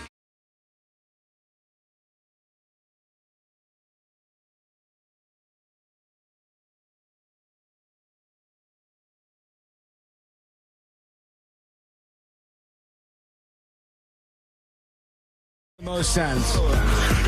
I've got a rant queued up about this new series that I've been watching, the Yogurt Shop Murders. And if you haven't seen any of that, very interesting. Very interesting. The Yogurt Shop Murders is this new multi-part series about this murder, obviously, that took place in Austin, Texas. That's one with the 4 teenage girls? Yeah, these young girls, these 4 girls, this horrific crime, and then everything that happened afterwards. And I think there's some really, really important stuff on that not a lot of people are picking up on. So I want to talk about that in jury duty in a bit. In the meantime, here's what I teased before the break. We'll get into this before we work in more of your responses. And somebody says that Trump is looking into reclassifying weed. Wouldn't this be good? Indeed. I think it would be. Finally, something to talk about with your quiet cousin who's always wearing a fish shirt, this story says. President Trump confirmed he's looking into reclassifying marijuana from a Schedule I drug, a classification that includes substances like heroin, to a less dangerous category like Schedule III, which is like testosterone and Tylenol with codeine and those kind of things. Well, yeah, I mean, Schedule I is for drugs that don't have a medical benefit. And there's been enough states that have legalized a medicinal marijuana that it seems like an easy switch. Yeah, I move it down. I don't know how big that is with his base. Like, I don't know. There is a pushback that I'm seeing from some Trump supporters at the very least. And that pushback is like, hey, I don't like the stinky weed. I don't like people smoking weed in public. I don't look at any of the cities where they've really embraced marijuana like Denver and see anything but like problems and culture rot, and it's made things worse. There is some of that. I see that out there. And I think that does resonate with some people, like culture rot coming from the legalization of marijuana.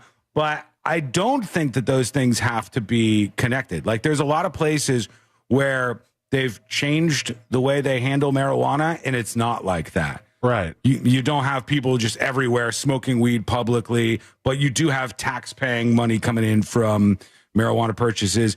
You are getting rid of a lot of drug dealers and black market interactions that I think make things worse in a lot of communities. And in the safety of it, too, because you know that a proper dispensary and those attached to it are getting that FDA approval, so it's not anything getting mixed in, or it's too potent, and you don't have that on the label. They take it very seriously, from my experience. By the way, this is worth saying. When it comes to the legalization, decriminalization, medicalization of marijuana, from my experience, feel free to disagree, it didn't turn into this thing where like these weird, crappy bodega style places are opening up to sell weed. And it's like, no, like the places that are selling weed are pretty above board. Right. They're like decent places. It's incredible. And medical marijuana, that made sense to me. When I went to San Diego last year, even going to that dispensary where it's recreational, it was like, we need your ID. All right, you wait out here. Okay, there's a middle room. And now you can go in and this is your person. With the security guard and all that. Yeah, it doesn't have to be bad. Like, it doesn't even have to be like, but boy, was it potent, John. It's too strong. It was very strong. Well, I know already, I could tell you that my tolerance ain't anywhere near what most people's are. I have that 10 milligram can of nowadays, And I have like half of that now. Oh, pussy. I had a whole 10 milligram can last night. Woo! I'm surfing, man. That's what I really still don't understand. What? The 10 milligrams being enough? No, the cans they could buy. The cans? Yeah. Oh. Have you not tried them? I have. Oh, they're no, good. No, it was the California one. It was the PBR version of theirs, but it's recreational there. Here in Florida, it's medical, but there's something happening. Obviously, you guys it's Delta huge. 9 or 8 or something. I think it's 9. Yeah, it's huge. It works really well. And the saving grace is, and I'll recommend this to anybody because it's so good. If you want to cut back on drinking and you're like, well, one of my problems is because this is such a big problem. I can't go to sleep. I'm not tired. I don't feel comfortable. I take these pills and they make me groggy or whatever. For me, the THC seltzers, I could not drink anything at all. I could have 3/4 of one. And woo! Yeah, I'm ready. I'll sleep like a little baby. I'll wake up clear-headed, feeling great. They're a miracle. Now, they are more expensive than horseshoe crab blood at the moment. Yes. But they are an absolute miracle. I do like them. I think this is good. I think this kind of stuff is good. And I get the complaints about, like, I don't want the neighborhood smelling like weed. I don't want... Yeah, you can enforce different rules and make it so that's not a thing. Just like I don't want hobos drinking whiskey from a bottle in the park. You know what I mean? But it's not happening. It's just because alcohol is legal. I'm not seeing that. If I was, I would want them to stop it. I would want them to change that. They just have to have rules around it and then make sure the rules get enforced. There are places, and call me crazy. There are places where marijuana is not legal. Mm-hmm. And it still smells like weed in some of the neighborhoods. Yeah, it does. Yeah, it definitely does. Chris, to tipsathenewsjunkie.com says, my 19-year-old daughter that lives out of state for school just went out on her own and bought her own car and got her own insurance all on her own. Nice. He's referring to this Zoomer who was melting down on TikTok. And he said she goes to school full-time and has a job. She did her research, and she only bought what she could afford. It's still possible to do it if you're willing to work. She works for Cheesecake Factory as much as she can without interrupting school. Good for her. That's fantastic. That's great. It takes a lot of discipline. Getting such well. It takes a lot of discipline to work at Cheesecake Factory. They have to know that whole menu, that Bible. Yeah. That Bible that they hand out at the table when you get there. Then they got the Skinnylicious menu, too. So this is a second menu. I can't believe after all these years they have not narrowed that menu down. There must be a whole page of items that everyone just like, forget it.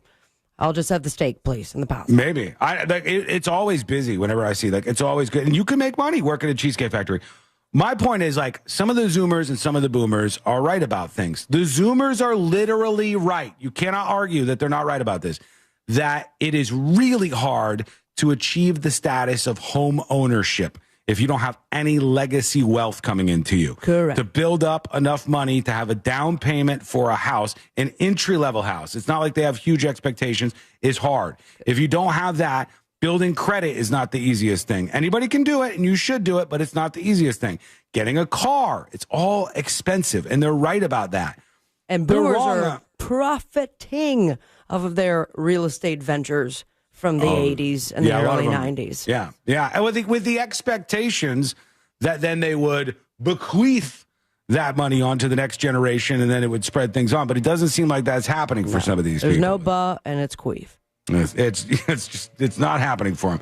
They said it's possible to do if you're willing to work, and she works at Cheesecake Factory as much as she can without interrupting school. Yeah, good, Chris. Good for her. She's doing a great job. I really think that's fantastic. Wicked, real quick, tipsathenewsjunkie.com says, I will say, if you do seem to skip past or barely mention certain things going on. What? I will say you do seem to skip past or barely mention certain things going on. I get that you don't want to make your show super political, but a military takeover of a city, even if it has different rules, seems bad. No matter what, a military, National Guard, should never police a population. Well, that's just not true, right? That's not true. If there was a city, pick any city, right? Let's say Austin, Texas, because I talked about that momentarily. If Austin, Texas was awash in flames every single night and all the politicians had given up on the city and all was going to hell in a handbasket, most people, I think, would say, like, yeah, they're going to need some help. They've got to send somebody in, send in the National Guard, help them out, get this under control. We see that all the time. I for one, am not against that. I'm not against that. They should never police a population, this person says. That sets a dangerous precedent. What happens if he tries this in other cities? Well, Trump literally said he wanted to. I've seen a lot of revolutionary talk already all over social medias. Love you guys. Peace, says Wicked. I don't think I'm skipping over anything. I'm going off of what's actually happening, not clutching my pearls at what I think may happen. And the thing that I think is the best conversation is, does D.C. really need help? Is it a disaster? Are they being let down by their politicians? Is it really that big of an issue? I tend to lean on it's a social issue that's going on with parentless kids who are just wandering around and getting involved in real life GTA because they can get away with it. And that punishing those kids, making examples out of them, will shut this down. I also tend to think, let the cities fail on their own. Let them fail on their own. So people say, damn, maybe we should elect somebody else, right? When you have like all these people in one place and things start to go wrong enough, maybe they start to rethink the way that they vote. Sometimes that happens. But you can't rule that out. Like, sometimes it is necessary to get some help in. That's what the National Guard is literally for in a lot of ways. So I don't think I'm missing anything there, but you're welcome to think that. We're going to take a quick break. When we come back, we'll get into what's happening with that yogurt shop murder show that I think is a big lesson that people are maybe missing out on. I'll tie that into a larger conversation we had on the show recently. Also in jury duty, a dangerous motorcycle YouTube channel that leads to a story that just has me losing my mind and will have you losing yours too. Here's what's happening. We'll get to it. It's coming up next on the News Junkie. Real Radio is on Instagram at Real Radio 1041. Sponsored by the law offices of Anajar and Levine Accident Attorneys. Call the law offices of Anajar and Levine at 1-800-747-FREE. That's 1-800-747-3733. This is 11-year NBA veteran Katina Mobley. This is what's trending from iHeart Sports Network. Presented by Thrivent. The NFL is looking to beef up security after that gunman allegedly targeted their headquarters and recommending armed officers anywhere players are present. Florida football won a recruiting battle on Monday and got their first top 50 commitment for 2026 from Davian Gross. And the Rays, they continue their series against the Athletics tonight. They look for a second straight win there. It'll be Shane Boz taking the ball for Tampa Bay. I'm Scott Davidson. At Thrivent, planning your finances is bigger than money. It's a way to support the people, causes, and community you love. Because the most important thing isn't what you're planning for, it's who. Thrivent, where money means more. Connect with us at Thrivent.com. Folks, let me tell you about a great company, a family-owned and operated company, a locally owned and operated company, a company called Mills Air. They are fantastic. When your AC breaks, you're going to freak out. I know you are. But the moment you freak out, calm yourself down with some deep breaths and remembering Mills Air. They're going to help me out.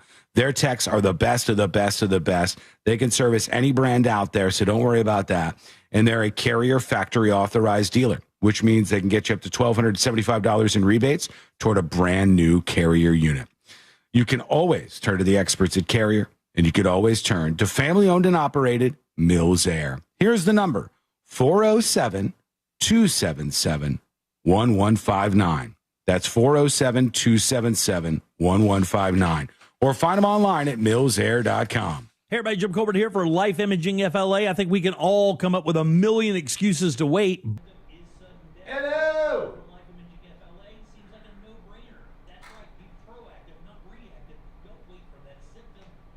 Just a quick note.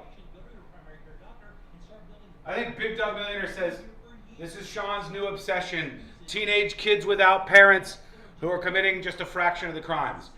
What you're missing, what is very easy to miss, is that it doesn't matter if something is responsible for a majority of the crimes. That's not what it takes for something to lead to culture rot, right? Teenagers aren't a majority of the people in any cities. They're not going to commit a majority of the crimes. But what they are going to do is create massive social problems that make living in these cities worse for everybody. So you, with your kids, have to worry about your parents, your mom driving to work. She might get carjacked by some 16-year-old. So when you go to the 7-Eleven, you see some 17-year-old kid robbing the place because he knows he's not going to get prosecuted.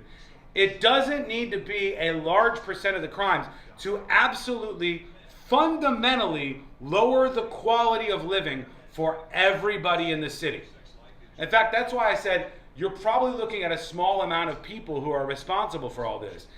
In New York City, when they did the biggest study that they did on shoplifting, I forgot the number, so don't quote me on it, but I think they found that there was like 50 people who were responsible for an astronomical amount of the shoplifting. Is it the biggest problem in the world? Well, for a lot of people who live in those areas, it is. And it's a problem that people shrug at because they don't want to put teenagers in jail. It's a problem that people shrug at because they don't want to acknowledge the absolutely massive issue of teenage kids without parents that are keeping them on track. Rudderless kids who do this shit. And it creates absolute social rot, and it makes everybody's life markedly worse. So yes, I think that's fixable. Yes, I think we should fix it. And I think hand-waving it or acting like it's not a problem has led us to the exact situation that we're seeing right now.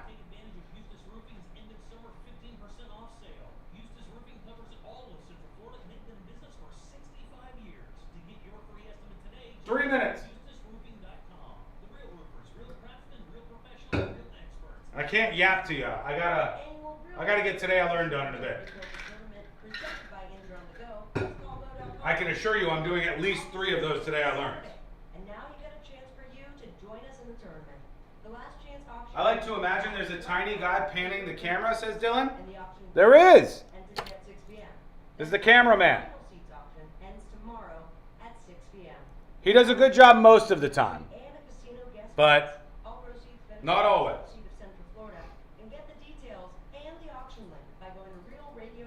Arnott says it's so difficult for a real single mom to control the kids. It can be. I've seen a lot of them do excellent jobs. I've seen single moms be amazing parents.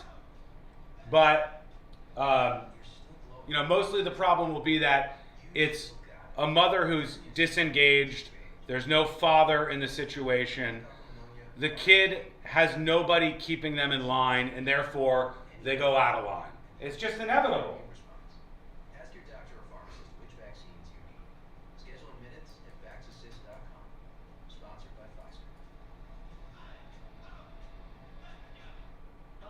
Nice AI video. Everybody knows Sean doesn't have legs, but I do. Can you see the crotch rip? I do have a rip in the crotch of these pants.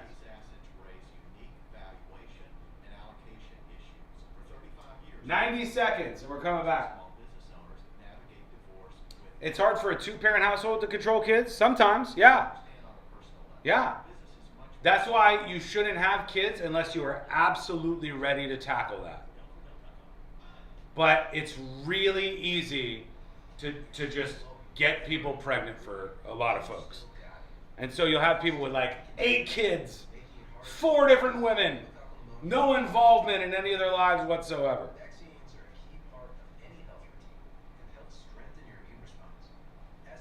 JTR, hello. Okay, we're coming back, everybody.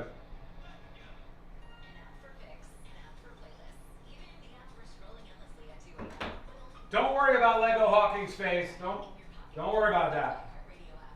Just let him do his job. At Rasmussen University, we offer a full suite of nursing programs from pre-licensure to... All right, here we go. iHeartRadio, the #1 app for radio. At Rasmussen University, we offer a full suite of nursing programs from pre-licensure to doctoral, online and on campus. Programs vary by campus. We all remember that one teacher who made a difference. Now's your chance to say thank you in a big way. iHeartRadio's Thank a Teacher, powered by Donors Choose. Nominate an outstanding teacher in your life to be among the winners of $5,000 to stock their classroom at iHeartRadio.com/teachers. You can't be stopped with Unstoppable's laundry scent boosters because they give your clothes 24-hour nonstop freshness. So even on your longest nonstop days, you'll be confident in smelling fresh all day long. Try now for as low as $5 and smell unstoppable. Real Radio 104.1. Helping to spread awareness, or whatever the new buzz term is. We're not actually doing it.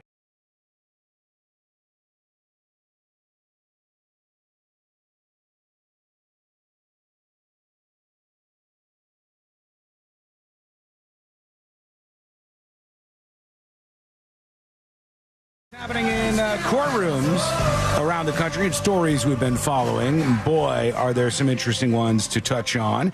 We'll try to work in more of your dispatches, maybe in the next segment here on the show. Send yours in the meantime over at thenewsjunkie.com. Jury duty is indeed on the way. And in fact, let's just get into that because there was a docuseries that I wanted to tell you about that kind of is a thing I think people are missing when we look at a lot of cases that are happening in the United States. So I'll make all of this make sense for you. I'll do my best to. Right now, let's do jury duty. Court is now in session, so put your phone down and pay attention before we call the bailiff over to whip your ass. You're now on jury duty with the News Junkie. Jury duty brought to you by the one, the only Mo DeWitt of the DeWitt Law Firm. Injured on the go? Just call Mo. 800-CALL-MO, 800-CALL-MO, or go to justcallmo.com. After an accident, there's lots of places that you can reach out to. Lots of lawyers out there who want your business, but you got something pretty great and valuable, and that's why you should bring it to the people who are going to take care of you. Do that at justcallmo.com. Here's one of the articles talking about this new show. It says the true story behind HBO's Yogurt Shop Murders docuseries. They've been dropping one of these a week, and it's a really interesting case about these four girls. They were just young teenage girls. For a second, I thought you meant they've been dropping one docuseries a week, because sometimes it seems like that. Yeah. Well, they've been doing that too, but they've been dropping one episode of this Yogurt Shop Murders story each week, and they're too deep. And there's these four girls, and they were working at a place called I Can't Believe It's Yogurt. I think there was this was back in the day. Right. Yeah. Okay. This was in the 90s, in the very early 90s. And somebody came into this yogurt shop and killed these four girls in a brutal way, lit the place on fire. It was just bad. It was bad. And they were trying to figure out who was responsible, who did it. And there's a lot of interesting lessons here. But the most important one that I want to tie to like just people's thinking about justice in general can relate to that other docuseries. What was it called? Where's Amy or something? The one about the girl who fell off. Where's Amy Bradley? Yeah. Where's Amy Bradley? That is a perfect example because so many people who saw that were going, Sean, what are you talking about? Look at all this information that came in. In the episode last night, the second episode of the Yogurt Shop Murders on HBO in this docuseries, they focused in on the people who were the investigators. After these four girls turned up dead, they hit the streets and tried to arrest the bad guy or bad guys. And they kept showing this one dude who was like, he made it his life's work, basically, to try to solve this. He told the families, like, the shirt I wore the night these murders happened, I have put away in my closet, and I'll never wear it again until the day I can come and tell you that the Yogurt Shop murders are solved. He's just made his life about it. He's obsessed about it. And he pulls out all of these binders, and he goes, this right here. This is a big one. Pulls it out, and they show this young kid's face on the screen. They're like, this is when this guy confessed to the Yogurt Shop murders. He confessed to killing these girls, and he said, like, this was me, I was responsible. And they start to go through some of the transcripts of this guy's confession, and then he pulls out another piece of paper. He goes, this right here is 60 more people who confessed to this crime at some point in time. Jeez. He goes, we at one point were getting so much national attention and he grabs this binder and he goes, we had over 100,000 tips come in and we had to investigate all of them. And I've heard that is not the first or last time that we will hear something like that when it comes to the law enforcement asking the public for any information, especially when it becomes that popular, we'll call it, that it's a mess. Even I remember Law and Order SVU is like, why would you do this without us clearing it? Because now we're going to have all the phones on hook because they thought they saw someone that looked like it, or I have some information, or my third cousin, who's a real creep, may have done it, but he lives nowhere near here. Or just people that want to inject themselves into the situation. Yeah, I mean, that's the most fascinating part is people that confess to that crime. Yeah, and someone would go, because I know you, Sabrina, or you, Celine, like we would never, even if the cops grabbed us and they were interrogating us for 24 hours, we would not, because maybe we're different in some way, we would not go, all right, I did it, I committed the crime. Like we would not admit guilt to committing a crime that we haven't done. And that's why people don't understand this. But there's a lot of people that will. Oh, yeah. Because there's a lot of people they're unstable. 60 people came out and said that they did this. 2 of them were these Mexican dudes who they had hook, line, and sinker. And these Mexican guys, they had them out there doing press conferences and stuff. They didn't speak a lick of English. And they're both going like, yeah, we did it. We signed the paper. We killed these girls. And it turned out completely made it up. Because they had a list of things that they knew only the murderer or murderers would know about the yogurt shop killings. They would know how much, like the list that they know about this. The public doesn't know about this, and the murderer does know about this. So therefore, if the person can tell me how much money was stolen, we've never had that out there in a report. They would know information that showed us that they knew more. They knew what was going on. And they have many, many secrets that they hold back that can really guarantee if they got the right person here. With the Mexican guys who came forward and said, we murdered these girls, they said the wrong caliber of weapon was used. They said all kinds of stuff. They didn't do it. So now these guys were sitting there with binders and binders and binders and binders full of leads, most of it absolute garbage. They were sitting there with person after person who had confessed to doing something that they absolutely didn't do. And all they ended up with was a big, messy case that they made even more complicated than it was before. So when you see a docuseries like the Where's Amy one, and you go, well, Sean, look, all these other people witnessed this person. The fundamental thing that you're not understanding, maybe because you haven't dived into a case like this yourself, maybe because you haven't watched a lot of stuff like this, is that this happens in every case. Every single case out there. There's either people who admit to doing it, or there's tons of people who are seen as potentially responsible, but it doesn't pan out that they are. There's people who say, I saw this person, but they didn't. And what happens is people just don't understand that. So they end up getting lost in these stories. So I thought that was really interesting to see like the stresses of the investigation on the investigators.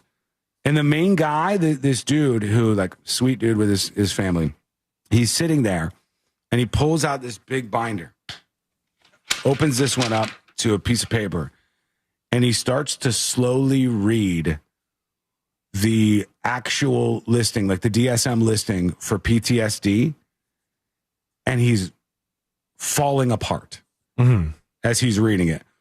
Because he's like, I used to think PTSD was only things that people like served in war got. And then he starts reading one by one. He's like, losing relationships with people in your family. Well, that's why it's been involved in the PTSD when it's not just shell shock or war neurosis. the ones that sound even worse. Yes, it's evolved over time. And so this guy just starts crying, grown-ass man crying as he's reading the definition of that. Isn't that wild? And how long this has been going on? Yeah, for 30 plus years. Still affected that strongly by it? Yeah. So always keep that in mind. Always keep that in mind. Alicia says, I felt bad for that poor investigator. Definitely. I got lost halfway through this story, says Kevin. My story or the other story? The story that I'm telling you in 5 seconds is the Yogurt Shop Murders series will show you just how complicated these investigations actually are. That so many tips come in that are useless, that so many people will admit to the crime that didn't actually do it, that these investigators constantly have to sift through this. So that when you see all these things in stories and you go, somebody confessed, or look at all the information they have coming in, you have to know that's not happening in a vacuum. It's way more complicated than you are thinking. All right, that's what happens. All right, we'll get to your dispatches, your feedback, something Southwest Airlines made a huge mistake on, all of that coming up next on the News Junkie. This season, Real Radio 104.1 is the Orlando radio home of the Tampa Bay Buccaneers. Hear every game here, courtesy of Renewal by Anderson, official partner of the Tampa Bay Bucs. From the Clausman Law Traffic Center, car crash, call Clausman Law, clausmanlaw.com. There's a serious accident getting cleared up on US 301 southbound at County Road 472. There's emergency construction blocking all northbound lanes on Winter Garden Vineland Road. Northbound just past Palm Parkway there. No serious accidents really affecting your ride on the major roadways. Just some slowdowns on I-4 eastbound between Osceola Parkway and State Road 535. See traffic troubles? Call the Valvoline Instant Oil Change traffic tip line at 866-676-8477. From the traffic center, I'm James Birmingham. Broadcasting live from the JustCallMo.com studios. Need help after an accident? Just call Mo. Learn more at JustCallMo.com or call 1-800-CALL-MO. This is WTKS-FM HD1 Cocoa Beach, Orlando, an iHeart radio station. Make us the #1 preset on your car radio and on the free new and improved iHeart Radio app. Listen for all your music, radio, and podcasts. Free never sounded so good. This report is sponsored by Advance Auto Parts. This is how we advance. NASCAR fans, meet Cup Series champion Ryan Blaney at Daytona. Be there August 22nd at 1 p.m. First 150 fans get a photo with Ryan and the number 12 Ford Mustang. Spend $50 or more and get a free Ryan Blaney fan pack while supplies last. This is how we advance. This earful of Real Radio is brought to you by crimeline.org. Give a tip anonymously. At Mayo Clinic in Florida, we are fixing the unfixable. Combining the use of robotics and an endoscope, our expert neurosurgeons are performing spinal fusion surgeries more safely and effectively than ever before, with smaller incisions which lead to quicker recovery times for patients. We're making more possible at Mayo Clinic because every day we're doing what's never been done. Learn more at mayoclinic.org/possible. Mayo Clinic. You know where to go. Hey, it's that mortgage guy, Don. Good news if you're considering a reverse mortgage. Rates have improved again this week. Get a same-day quote at thatmortgageguyDon.com. That mortgage guy. Hello. How are you? Stop struggling. Start seeing clearly. It changed my son's life, and it can change yours as well. Simply call 800. Sorry if I wandered there. I was trying to make that more clear than it was, but it was a complex point. I really meant, in a targeted way, all the people who saw the Where's Amy docuseries and were like, people saw her on the beach, Sean, but. And all the people that saw that and thought, hey, we should feed in and give the family more hope that their daughter, who's definitely dead, is still alive. All of those people fail to understand how difficult and complicated the average police investigation is, much less an investigation of a missing person or like something crazy like this. And those cases are full of distractions everywhere. So in every case you could be like, but. You have to be reasonable about things and say like, hey, let's be right by the families and tell them what we think is the honest truth. In the case of the Amy woman who was missing on the cruise ship, the truth is your daughter's dead. She either fell or jumped overboard. That's it.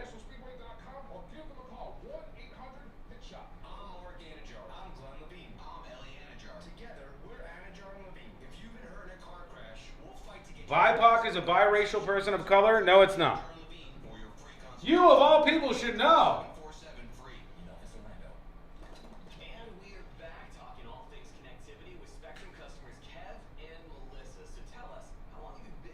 I get it. I've seen Dexter. I guess, yeah. You can learn some things off Dexter. First thing we did is sign up for Spectrum Internet. You get at least Wi-Fi. Yes, we need that. We have Spectrum Wi-Fi. Sean, should I expect some magnets or stickers in the mail before Saturday? Yes. Probably, yes. I have a bunch of stuff to work on after the show today, but I should be able to get through a lot of that. And I have some stuff I have to mail. So, yes.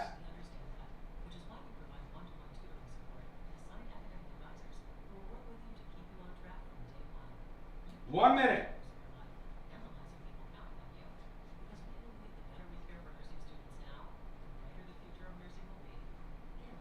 Southwest Airlines made a bit of a mistake. Bit of an embarrassing mistake on their part. We're going to talk about that in just a moment. Finally finished the Mr. and Mrs. Murder one. I thought that was interesting. I specifically liked Feral Kitten that they answered your questions on the final episode of that. A lot of docuseries don't do that, and you're just left with questions. I got the answers I was looking for on Mr. and Miss Murder. Vaccines you need. Schedule in minutes at vaxassist.com. Sponsored by Pfizer. Did you know you can get your prescriptions for less at your local pharmacy?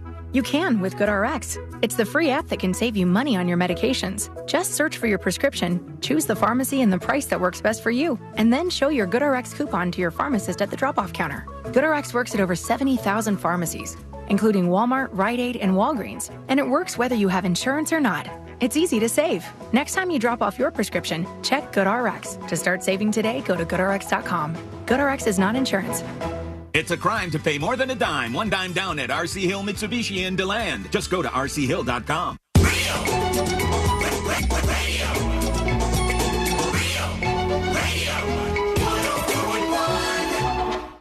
On a constant quest to stay calm, like that bear in the hammock.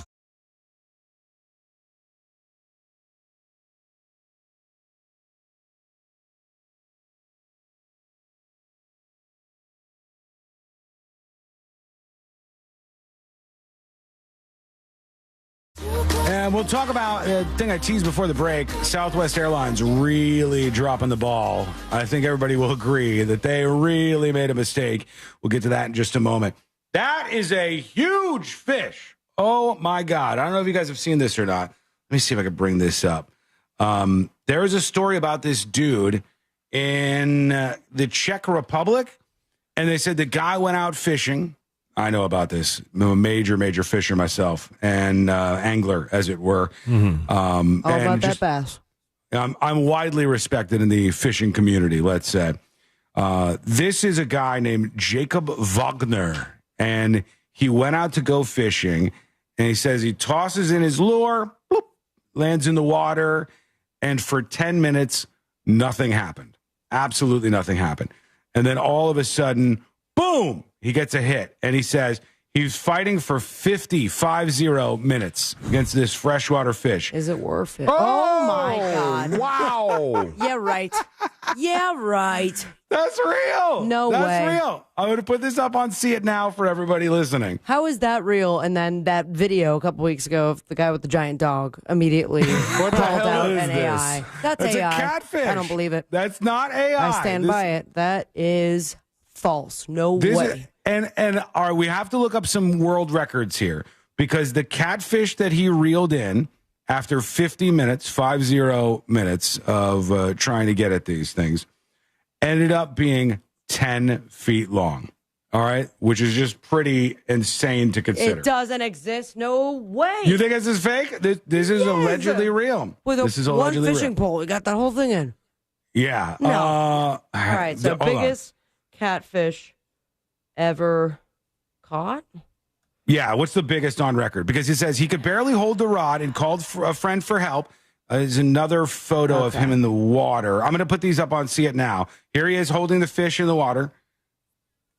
And it's massive. That doesn't look as big as that last picture. They said it was 9 feet, 10 inches long or something. So like just short of 10 feet long. It's bigger than an alligator. Most alligators. Yeah, it's several crazy. Alligators. It says after almost 50, it's a little shorter than that. After almost 50 minutes, 50, I was tired, and it was lying half tired next to my boat. I was shaking, completely done. It measured 8.79 feet long. He said the fish was not only long, but brutally tall and broad, a beautiful, almost flawless fish with the potential to grow even bigger. Wagner said, catching the big fish is not just about passion. In the face. Rip this thing. And so he caught the fish, and he says he just released it. He released it back into the water. But if a 10-foot catfish ain't the record, what in the name of God is the record? That is not the same fish from before. This is it, he said. Okay, so I did Google, and I don't know where we're at with their AI. But it's right up front. So, Mekong giant catfish, a fish caught in the Mekong River, northern Thailand, holds the record for the largest freshwater fish ever caught. Really? Okay, how big is that sucker? That weighed 646 pounds. All right, that's huge. But I'm not getting a length. Another notable record, and get that meters to feet, please, for us Americans. 3.2 meters long Wells catfish caught in Po River in Italy. That's 10.4 feet, that one. Okay. That's longer than this That's sucker. according to a YouTube video. Mm-hmm. Then an Italian angler spent 40 minutes reeling in the fish. That's with Reddit to back it up. In the U.S., the largest catfish species is the blue catfish, while the record is 123, according to a YouTube video. Mm-hmm. That's not a great source. Exceeding 100 pounds have been caught. So people are saying, I call BS. People are not, they're with you. They're saying they don't believe it. This is real, though. But that picture of him in the water, not that one, but the second one you sent us, looks a little bit more realistic than this one. Okay. This one. The problem is I can barely even show it all in one frame because the fish is so massive. Right, but look at how he looks in the back. Yeah. Compared to the first one where it looks like they took their fingers and then did that expand thing when you're trying to zoom in on something on your iPhone. Point is, this sucker is big. And I did not know that catfish he got anywhere near that large. No, but that poor catfish, I'm glad he let it go. He did. It spent the last, I think, 150 years on this earth. This thing is old, man. It looks like a damn dinosaur when you're looking at this guy. But there he is. How many catfish sticks can you make with a fish that big? A lot. One would hope that you could have an entire fish fry for like a crowd. Yeah, he brought this thing like he brought it over to the shore and kind of out of the water a little bit, which I don't know. I was gonna say, what constitutes a catch? Because I know you didn't. Did he? Was he on a boat at all, or was he just No, he was fishing on the shore. I think. Yeah. So he reeled it up. Well, no, because it said it was like lying next to his boat. Oh, did it? Yeah, it was next to his boat. You're right. It did say that. No video, though, huh? No video, just the photographs that he has. And he says this sucker is real. Now, I have seen catfish that are huge. I have seen catfish that are absolutely huge. And the ones you guys have seen when they go noodling, right? Where they put their hand out? Yeah, they put their hand into the Some of the funniest videos I've ever seen because they're waiting for it to just grab the little treat out, and then they inhale their entire arm and pull the human down into the water. And those suckers are big. They're big catfish. Not as big as this. This is why it really stands out. But anglers, let us know what you think. Chime in. I'll put this up on See It Now. Let me get a snapshot of it so you guys can see what's going on. It's pretty amazing. And fake. I caught one a little bit bigger than that. Didn't get a photograph of it, though, unfortunately. I rode one out of Neverland into the earth with that. Quite impressive. Sea Lane's never caught a fish in his life, so he's not in on this. I've caught fish before. I've been Name fishing. I don't know what they're called. I caught some minnows. That was easier. And then I caught some ones on fishing poles. Oh, okay. Giant catfish caught. All right, I popped this up. Go over to the newsjunkie.com in the See It Now section. You can get a peek of this puppy, and you can see if you think it's real or not, especially you folks who are out there fishing and know your way around this stuff. That sounds like a fish that your uncle would tell a story about. Mm-hmm. It was this big. Yes, Uncle Remus. I know the catfish are huge. Now come sit on my lap. I get it. All right, let's talk about Southwest Airlines because they made a bit of a mistake or a giant mistake, depending on how you want to look at this. Southwest Airlines made a mistake with a couple of passengers. All right. In this case, there were two passengers, and they were blind. They were blind passengers. Oh, and the story says Southwest Airlines denies forgetting two blind passengers who say they were left waiting 5 hours for a flight and then given only $100 for their delay. 5 hours? Yeah, it's not a good time. Southwest Airlines has outraged 2 blind women who say they waited 5 hours for a flight after the duo said they were forgotten at the airport.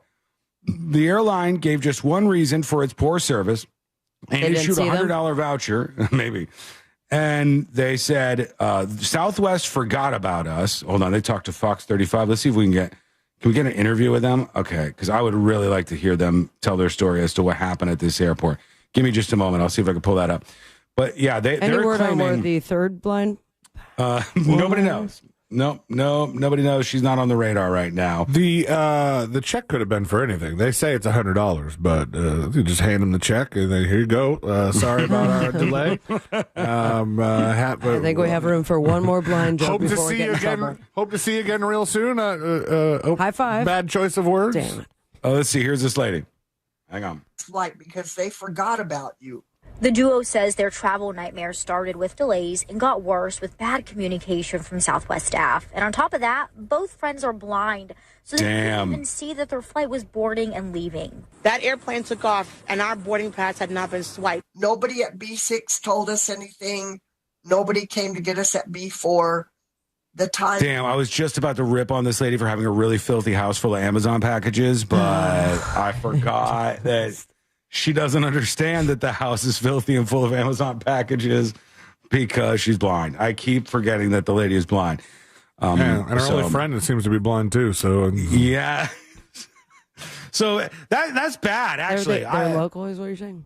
I think they live near each other and they're blind and they hang out with each other. But that seems like a bad idea. A blind person should hang out with a non-blind person. Right. Too many blind people together is bad because you're gonna. The level, blindness is a spectrum, from what I understand. Yes, like there's one person that could see the light and some objects, but it's very blurry. Plus, they have the apps and stuff. Well, they couldn't see the plane boarding, so between the two of them, they didn't announce it as well. Maybe they didn't. Let's see. Passed. Southwest tells us the July 14th flight the women were on was delayed by 5 hours. Camille and Sherry were left behind because they didn't get rebooked. They were waiting out the delay in their seats. These women say Southwest needs to improve their communication and assistance for passengers who need extra help when traveling. True. The way they help their customers who require extra assistance needs to be changed. There needs to be follow through. There needs to be some improvement in how they communicate with their passengers. I don't know why, but I feel like this blind lady could see better than the other blind lady. Why? Because she has cool glasses? She has cool glasses. She's outside, so I feel like she got outside. You know what I mean? There's got to be some sort. That must say something. She's wandered out there. You're saying something for sure. Maybe the Fox person has pulled them along and said, come on out here. We have to interview you. Legitimately, I asked this question. When it comes to those that need assistance, ADA, this would obviously fall under it. Oh, yeah. I thought it was always like upon the booking of this flight that you get somebody... Handler is such a weird word to use, but for the sake of time, it would be a handler in the case of a flying minor, an unaccompanied minor. But I think when it comes to people that are wheelchair bound, the staff is made aware. And what if you're by yourself? If you're by yourself and you're wheelchair bound, they must help you, right? Sure, but when you're booking that ticket, that's what it's part of. But what I'm saying to your point, Sabrina, is there's no way in hell that Southwest Airlines would be like, okay, you're in a wheelchair and you're by yourself. Too bad, so sad. Right. They would at least go like, no, we've got somebody who's going to be your point person and help you out here. But these blindos, they got nothing. They got no love. Blindos. Let's take it even further back. Like they're getting ready to board the plane. They have a manifest of who's supposed to be on it. Mm-hmm. Are you saying that there's zero markings or indication that they have 2 blind passengers? Can't see. I think would you know that this lady doing the interview is blind? Just looking at the people who are doing the interview? This lady that's on now? No. The first lady, I might have but more we're of also a thing. seeing from the clavicle up, she could have a walking stick as well as a blind guide dog. Look, that's the indicator right there, but I don't see that with either one of them. They're just saying all they wanted was audible announcements. That's all they wanted. Especially those who have disabilities. Southwest tells Fox 35 in a statement, "We apologize for the inconvenience. Southwest is always looking for ways to improve our customers' travel experiences, and we're active in the airline industry and sharing best practices blah, blah, blah. to accommodate passengers with disabilities." All boilerplate stuff from them. It never looks good when you have this. It seems like there should be like an alert at the desk. It's like, hey, there's this many people with special needs or something like that. I get an alert if my Uber driver is hard of hearing. Mm-hmm. It says it on the app. Yeah. And what ends up happening? Sean tells me to scream loud in the Uber and videotape it to see if the person's faking. But I never know. I never know if somebody's telling the truth or not, especially in an Uber. That could be a complete and total lie.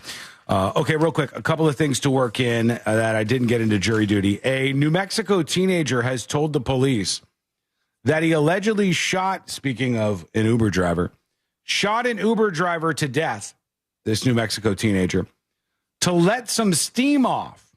That's what his quote was, because he was dealing with, quote, so much stress. Another Zoomer under fire. Shalicky Sanchez. That is his actual name. Shalicky Sanchez, 18 years old. Don't Uber him anywhere.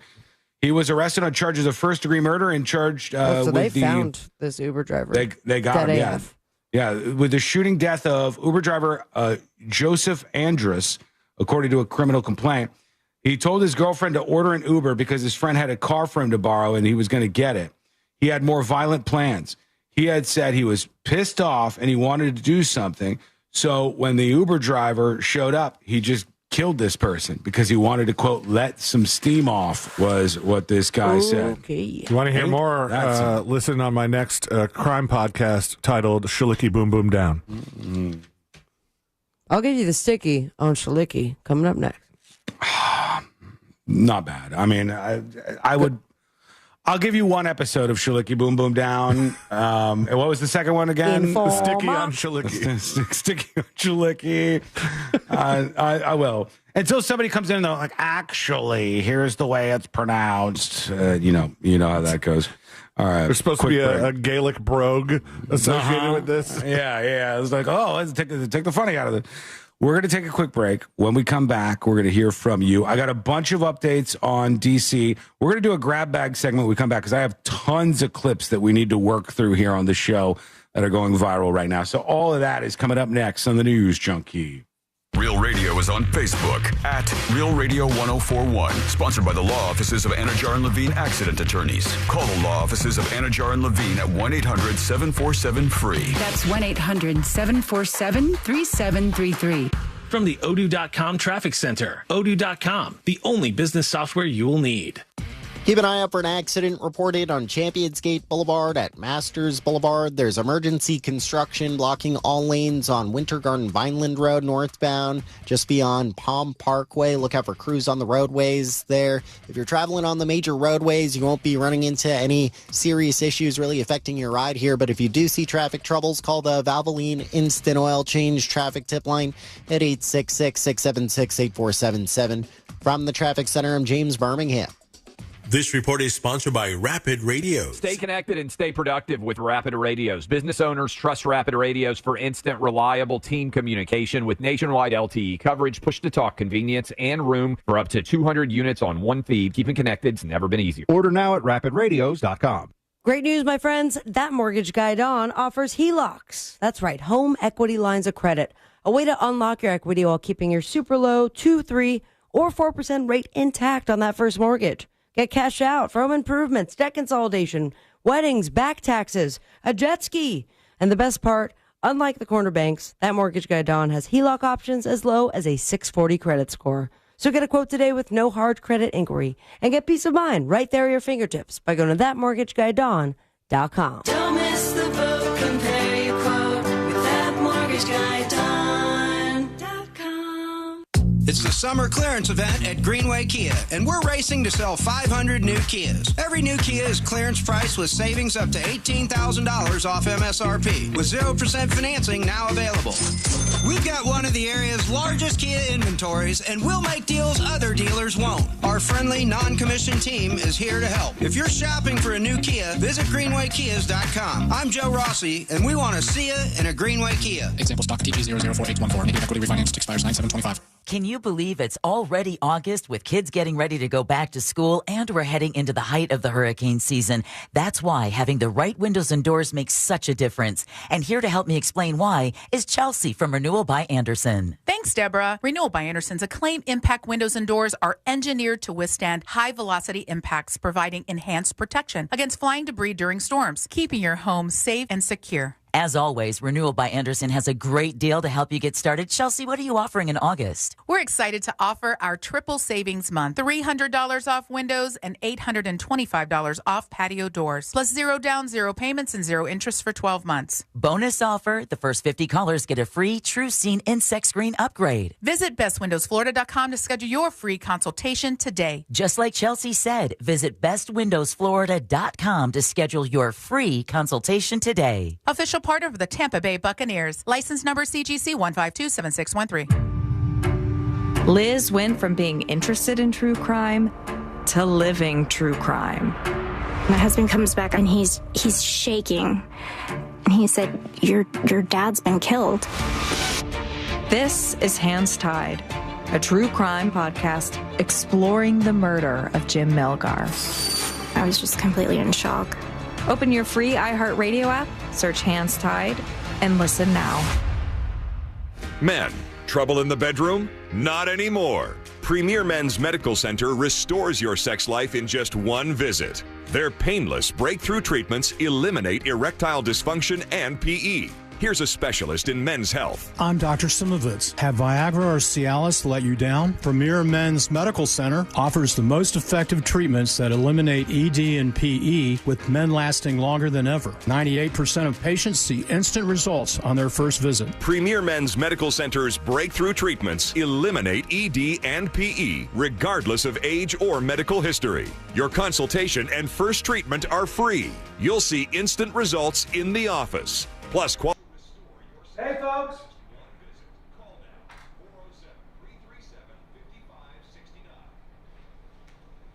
Good news is we've only had one freeze, a super source freeze, and Sabrina's camera change solved the problem of it freezing on her.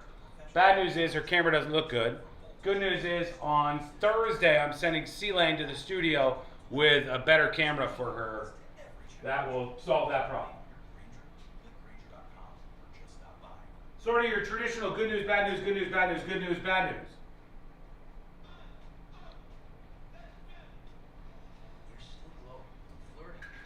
news.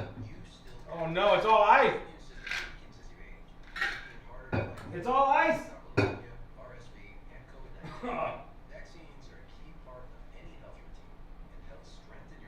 90 seconds. Sean, you should take the day off sometime and hang out and chat. You'd be impressed with our witty banter. I'm gonna hard pass. Hard pass.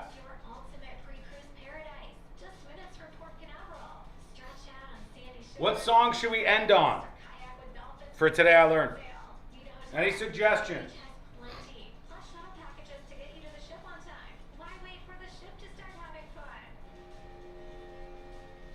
Your mom? My mom is not a song. But nice try.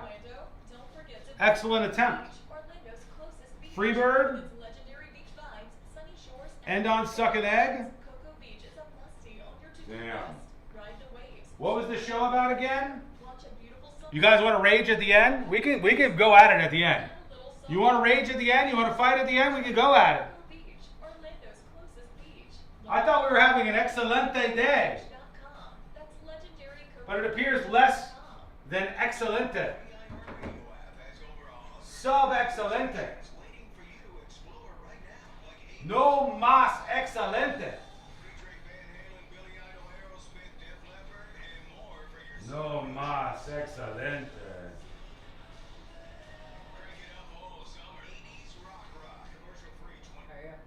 Leopard and more for your summer road trips. Crank it up all summer. 80s rock. Commercial free 24/7. I stay for a white wedding. Just open the the free iHeartRadio app and find your next summer preset now. GMC Sierra trucks in stock now at orangebuickgmc.com. We are professional grade.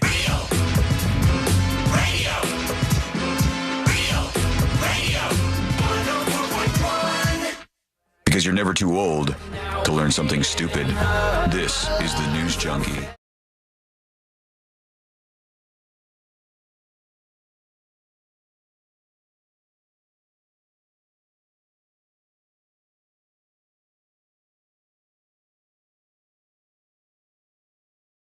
So little time, so we're going to do something about that.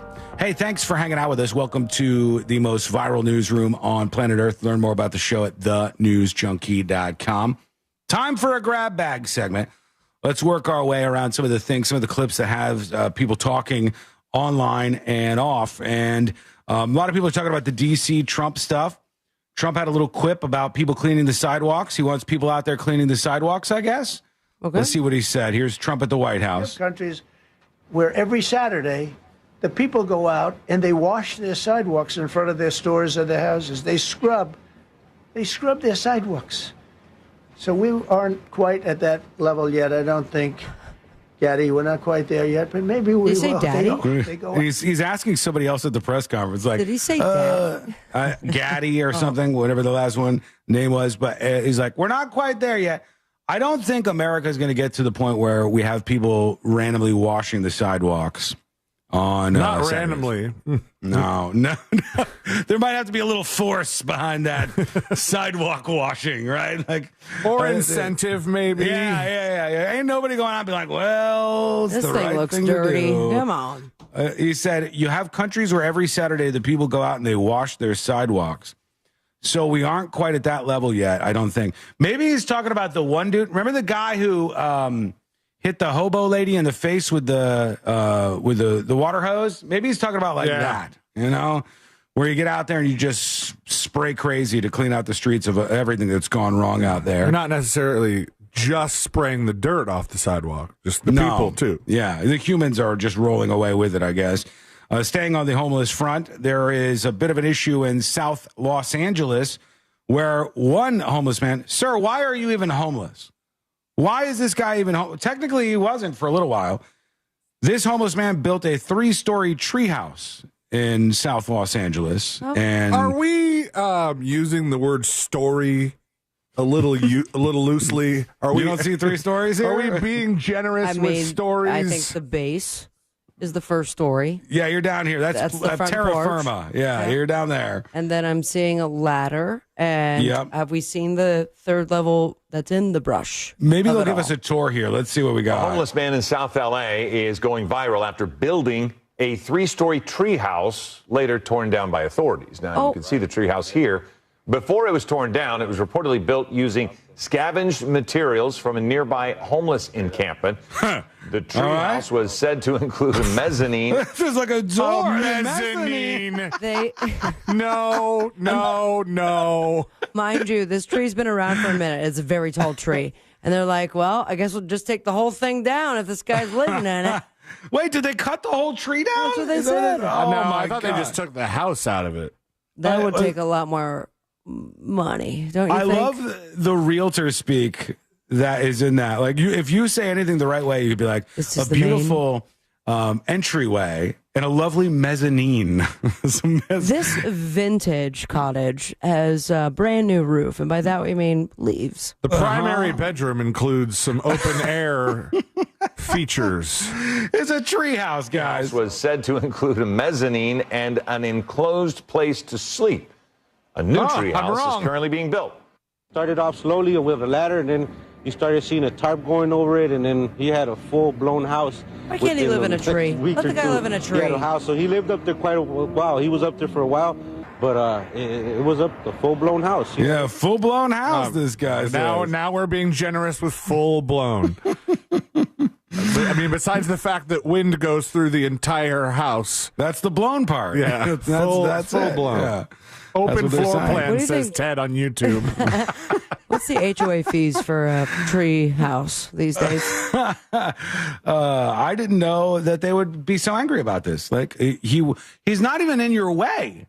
He's in the trees. I'll be honest with you. The issues I have with homeless people would go away if they built upward. If they were like in the treetops and they were like, I'm not going to run into a lot of problems there. I mean, like, at that everybody's point, up. He's a contractor. If you ask me, he has a home. He is not less anymore. Your own security and safety is on you. Yes. Like, I mean, we're not going to be able to secure you if you're building this yourself. The definition of mezzanine is hilarious when you think of it being in a treehouse. It says, according to Google's AI overview, a mezzanine is an intermediate floor level in a building, typically between the main floors, often partially open to the space below. It's not a full floor and doesn't extend across the entire footprint of the building. Mezzanines are commonly used to add extra space for storage, offices, or other purposes in various settings, et cetera, et cetera. No mention of a bathroom. No. So is that just off the side or? No. It's below the mezzanine, depending on the wind. Yeah, and nowhere near the enclosed bed that they were talking about, which seems a bit coffin-esque, but to each their own. Moving along here with our grab bag segment. There was an attack yesterday. It got washed over, bowled over by a lot of news, actually in Austin, Texas, where there was a shooting at a Target. And this thing was pretty GTA itself. And once again, a story where you go, a person with a million red flags, mental health issues, and they had a gun and shot a place up. So here's what the officer said. The police were initially called here at 2:15 p.m. for a hot shot call. Officers arrived within 4 minutes. When officers arrived, they were met with 3 people that were shot inside the parking lot of Target. All right. The suspect fled the scene, stole a car from the scene, took that car, wrecked that car, then hijacked another car. Damn.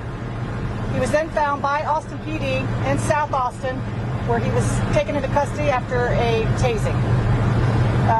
There's a little tasing. We have 3 people that are deceased. Damn. This is a very sad day for Austin. It's a very sad day. Wow. I did not for us hear all. about this at all. Yeah, I know. Like, it got completely steamrolled in the news cycle out there. I thought there would have been at least 1 or 2 jokes about, like, oh, if you didn't want shootings there, you shouldn't have put a Target. But nothing, just Facebook silence. Nothing. Nobody's brave enough to make the joke. There was another moment that has 7.4 million views in the last couple of days here. And people were upset about this tennis star. I don't know their names. I don't know who these people are. But one of the tennis stars, she's on the court, and there's a kid making noise, and the ref, whoever, the head official, says, I know that there's somebody making noise. The woman's like, there's been somebody who's been making noise for the entire match. And she goes, yeah, but it's a kid. Do you want me to remove the kid? And she's like, yes, I do. I mean, I'll have to turn this up a little bit so you can properly hear it. But she's like, yeah, I want the kid removed from this. It's a child. Do you want me to send the child out of the stadium? Yes. There's even cheering. Who are the people cheering? Yeah, get him out of there, please. A little kid, go. What was the kid doing? It was a kid just screaming the entire time. And all of the people who were participating were like, yeah, get the kid the hell out of here. People were a little upset that they booted him. But look, it's a match. The rules apply whether you're a kid or an adult, for God's sake. So that'll get us caught up. Let's see. Is there anything else we need to work in here at the very end? This Atlanta police officer is going viral because of the way he talks. I don't know how much of this I can play. I don't know if they start cursing, but they say that this guy's voice is very funny. I don't know. And it's dumped. Oh, okay, right. And I dumped right. I thought she said actually. That's why I was like, okay with the beginning. She said that S cleaned on Twitter, but she goes up to this guy. Oh, ironic. It wasn't. Now I'm not going to be able to play the sound of this guy's voice. During the break. Hang on. I need it. Yeah. You sure? I'll run it through the AI. I'll run it through the AI so that we'll have this when we come back with the final dispatches and all that stuff. That way we can be ready to go. I have a couple more things that we need to work in before we wrap everything up. We'll do the final dispatches, the stories that didn't make the cut, and today I learned to wrap everything up for a Tuesday. That is coming up next on the News Junkie. Real radio is The Jim Colbert Show. Like a bar fight with microphones. The Jim Colbert Show. Weekdays at 3 on Real Radio 104.1. This weather report is brought to you by Mills Air. I'm Fox 35 Storm Team meteorologist Jessica Dobson with a check of your Central Florida forecast. And for our Tuesday, we are going to be expecting hot and humid temperatures, along with a few hit-and-miss showers and storms for this afternoon especially. As we head throughout today, plan for a high of around 93 degrees in Orlando, but feels like temperatures, once we factor in the humidity, will be closer to the low 100s. We'll see about a 40% chance of those afternoon showers and storms, and we'll stay on the drier side as we head into the All right, folks. Damn, brutal bad news. I can't play that clip for you because it's the cop that's cursing with a funny voice. He's cursing the whole time. I'll have to put it on See It Now. That's what I'll do. Rate the show out of 10. 6.6. 6.6 out of 10.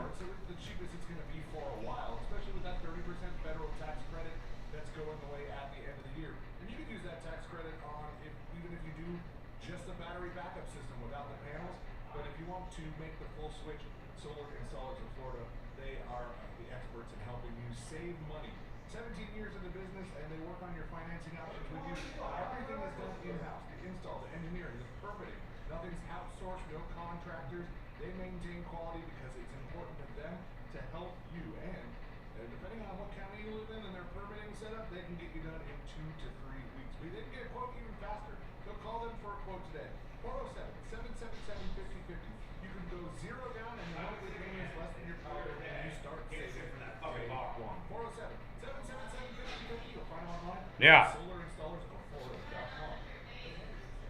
I'm not touching my face. I'm not. I have no idea what you're talking about. Now I have to blow my nose.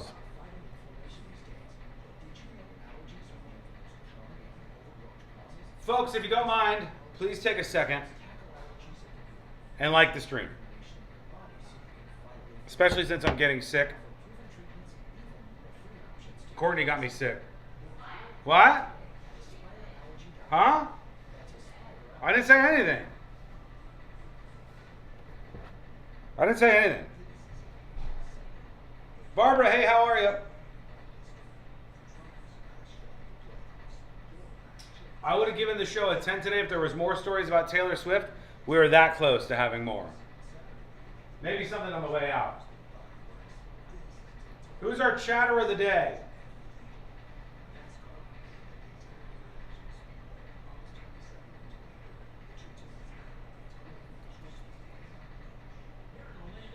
So again, I'm sorry. Courtney got me sick. You think that just because you're not sick means that you didn't get me sick? That's still where I got it from. If I got it, where else did I get it from? You don't know where I've been? You don't know where I go.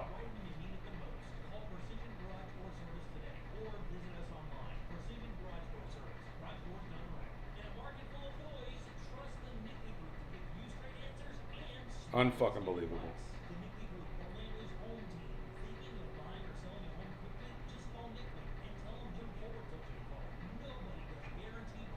CJ Garcia, chatter of the day.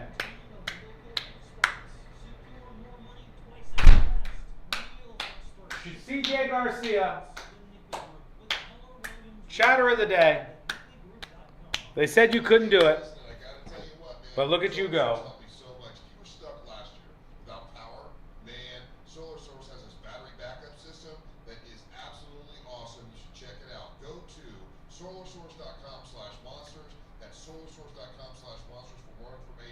All right, folks.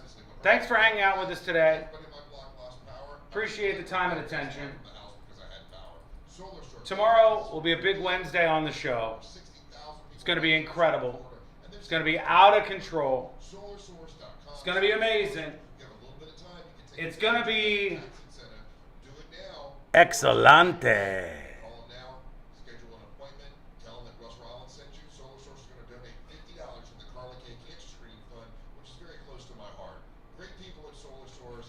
solarsource.com/monsters. That's solarsource.com/monsters. Going solar is a big decision. The only company I recommend is SolarSource. If you want your windows there and we pick up the phone and just text Breeze. Want to win $15,000 in new impact windows from Breeze Windows? Pick up your phone and text the word WOW to 20129. That's WOW to 20129. I'm Orlando Injury Attorney. Sometimes injuries that may seem minor today affect you for the rest of your life. Not all injuries are visible. I've seen it too many times. Okay, 90 seconds. I've kind of enjoyed our time today, though not really. I feel like I lost my way in the last 90 minutes or so. I'll have to write that and make sure that I'm on point for all 4 hours tomorrow. I've only slightly enjoyed our interactions. Usually I do enjoy them, but today it's a little bit of aggression. A little bit of aggression coming from you. Not a huge fan. We expect more for what we pay for this? Too bad, buddy. Too bad. You get what you get.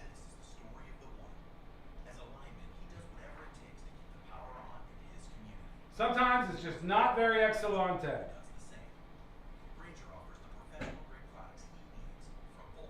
Whatever it takes to keep the power on in his community.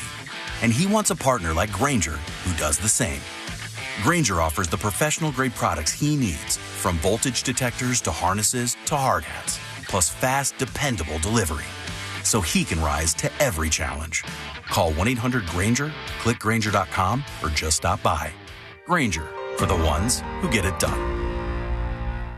Some people just know you could save money on car insurance by checking Allstate first. Those people are probably saving a carload of cash right now. So what are you waiting for? Check Allstate first for a quote today. You're in good hands with Allstate.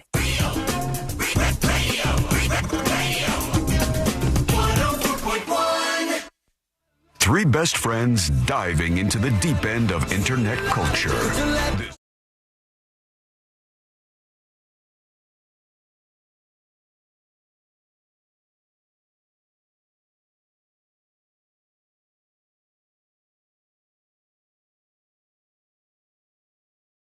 The cut.